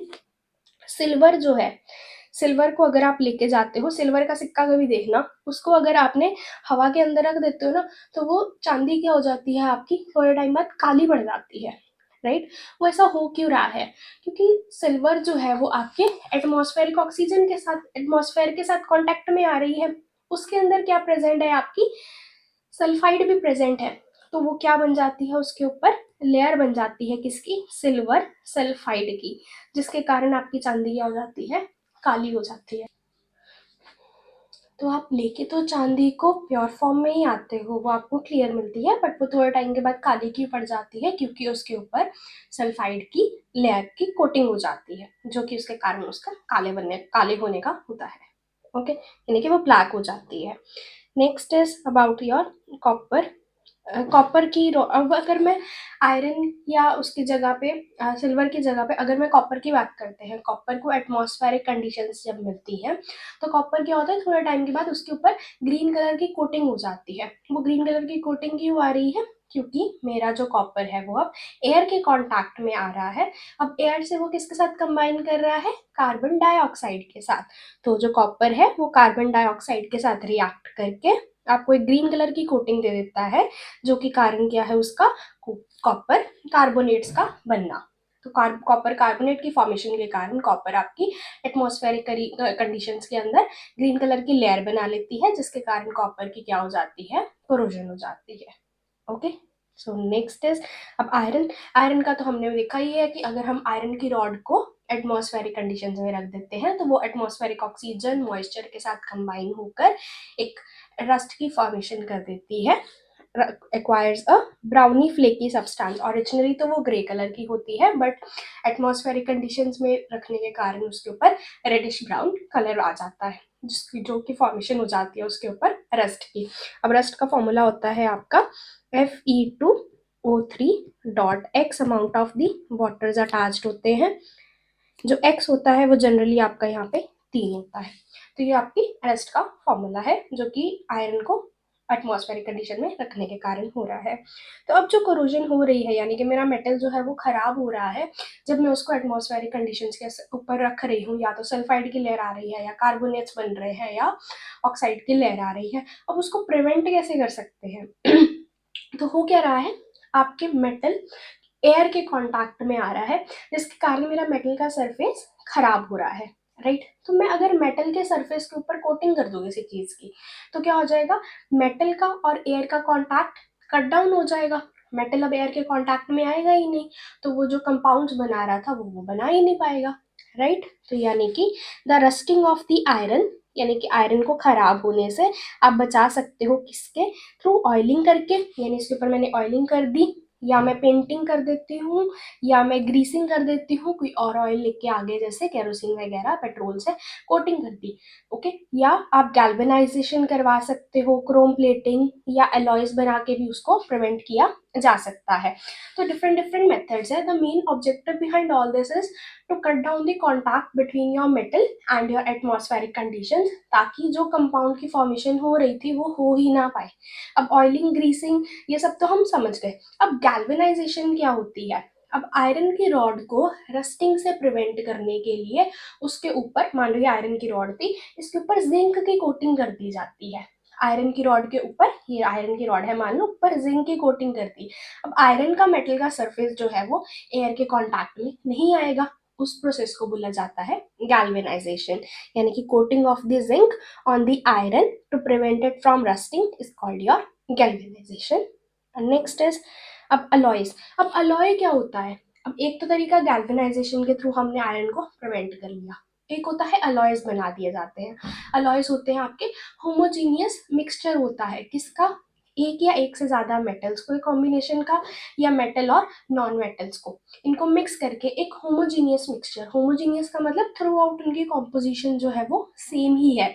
मान लो कोई alloy का piece है, कोई इतना बड़ा size का piece है, उसमें से मैं छोटा अगर उसका पार्ट भी कंसीडर कर लूँ ना, तो हर एक पार्ट के अंदर जो कॉम्पोजिशन आने वाली है अलॉयज की, यानी कि उसके अंदर डिफरेंट मेटल्स प्रेजेंट है या मेटल और नॉन मेटल का मिक्सचर है, वो हर पॉइंट पे मुझे उसका सेम ही मिलने वाला है, यानी थ्रू आउट कॉम्पोजिशन उसकी सेम ही है, तो उसको बोला जाता है होमोजीनियस मिक्सचर बना दिया जाता है। सो alloys are a homogeneous mixture of two or more metals or a metal and a non-metals। तो ये कुछ एग्जाम्पल्स हैं आपके अलॉयज की, जिनको आपको याद कर लो तो बहुत ही अच्छा है। आपके एग्जाम्स में डायरेक्ट क्वेश्चन इसमें से पूछा जा सकता है कि brass is an alloy of dash and dash, so you have to remember कि कौन कौन से मेटल से हमने ब्रास को बनाया हुआ है, ब्रॉन्ज को बनाया हुआ है, और कॉम्पिटिटिव एग्जाम्स में भी ये काफी ज्यादा पूछा जाता है। सो ब्रास क्या होता है? ब्रास आपका अलॉय है कॉपर और जिंक का। ब्रॉन्ज है, ब्रॉन्ज आपका अलॉय है कॉपर और टिन का। Next is steel. स्टील हम जो यूज करते हैं वो किसकी बनी होती है? आयरन, निकल और क्रोमियम की बनी होती है। ये तीन मेटल्स के कॉम्बिनेशन से बनी हुई है। नेक्स्ट इज सोल्डर, जो कि है आपकी आयरन और टिन के कॉम्बिनेशन से हमने अलॉय बनाया है ये वाला। और अमलगम, अब कहीं भी वर्ड आप अमलगम सुन लो तो अमलगम होता है मरकरी से रिलेटेड, तो यानी कि एक मरकरी तो प्रेजेंट ही प्रेजेंट है, उसके साथ कोई और मेटल भी प्रेजेंट है। So if one of the metal is mercury तो उसको आप बोल देते हो ये मेरी अमलगम है। तो iron sorry mercury is related to your amalgam. So you have to remember the mixture of the various alloys that I have mentioned over here. Okay, so अब प्रिवेंशन तो कर ली हमने, अलॉयज भी बना लिए। अब ये अलॉयज बनाने का, जो अलॉयज बनाए हैं इनकी प्रॉपर्टीज क्या है, ये हमारे ओरिजिनल मेटल से मेरे ये डिफरेंट कैसे हैं। एक तो मैं अकेला मेटल लेके आ रही थी, एक मैंने अब मिक्सचर ले लिया, डिफरेंस कहाँ पे आता है दोनों का? जो अलॉयज मैंने बनाए, फायदा क्या है इनका, है ना, वो भी तो जानना जरूरी है। सो अलॉयज क्या होते हैं मेरे? स्ट्रॉन्ग होते हैं as compare to the metals जिनसे उनको आपने ऑब्टेन किया है। okay, so they are stronger. Next is they are more resistant to corrosion, यानी कि इनको करोड ये इजीली नहीं होते। जो ओरिजिनली मेटल थे वो तो इजीली करोड हो पा रहे थे, उसके प्रिवेंशन के लिए तो हमने अलॉयज बनाए हैं, तो ये इजीली करोड नहीं होंगे। They are more resistant to corrosion। They are harder than the constituent metals, जिन मेटल से मिलके इनको बनाया है उनके कंपैरिजन में ये हार्ड होते हैं, हार्ड भी हैं, स्ट्रॉन्ग भी हैं, राइट। तो अब हार्ड स्ट्रॉन्ग है, तो अब इनका मेल्टिंग पॉइंट कैसा है? मेल्टिंग पॉइंट इनका क्या होता है? कम होता है as compare to the original constituent metals. okay, so these are the properties of your alloys that we are using to prevent your metals from the corrosion। okay जी, so with this we are done with the topic that was your corrosion, that corrosion होती कैसे है, उसको prevent कैसे किया जाता है, और इसके साथ ही हमारा जो चैप्टर नंबर 3 था which was your metals and the non metals, we are done with that. So I hope आपको चैप्टर समझ आया होगा। अगर आपको फिर भी कोई डाउट रह जाता है तो you can ask me in the comment section, मैं श्योरली उसका रिप्लाई ज़रूर करूँगी। तो thank you so much for watching. अगर आपको वीडियो अच्छी लगी तो do like the video and don't forget to subscribe to the channel। So we'll meet you in the next video।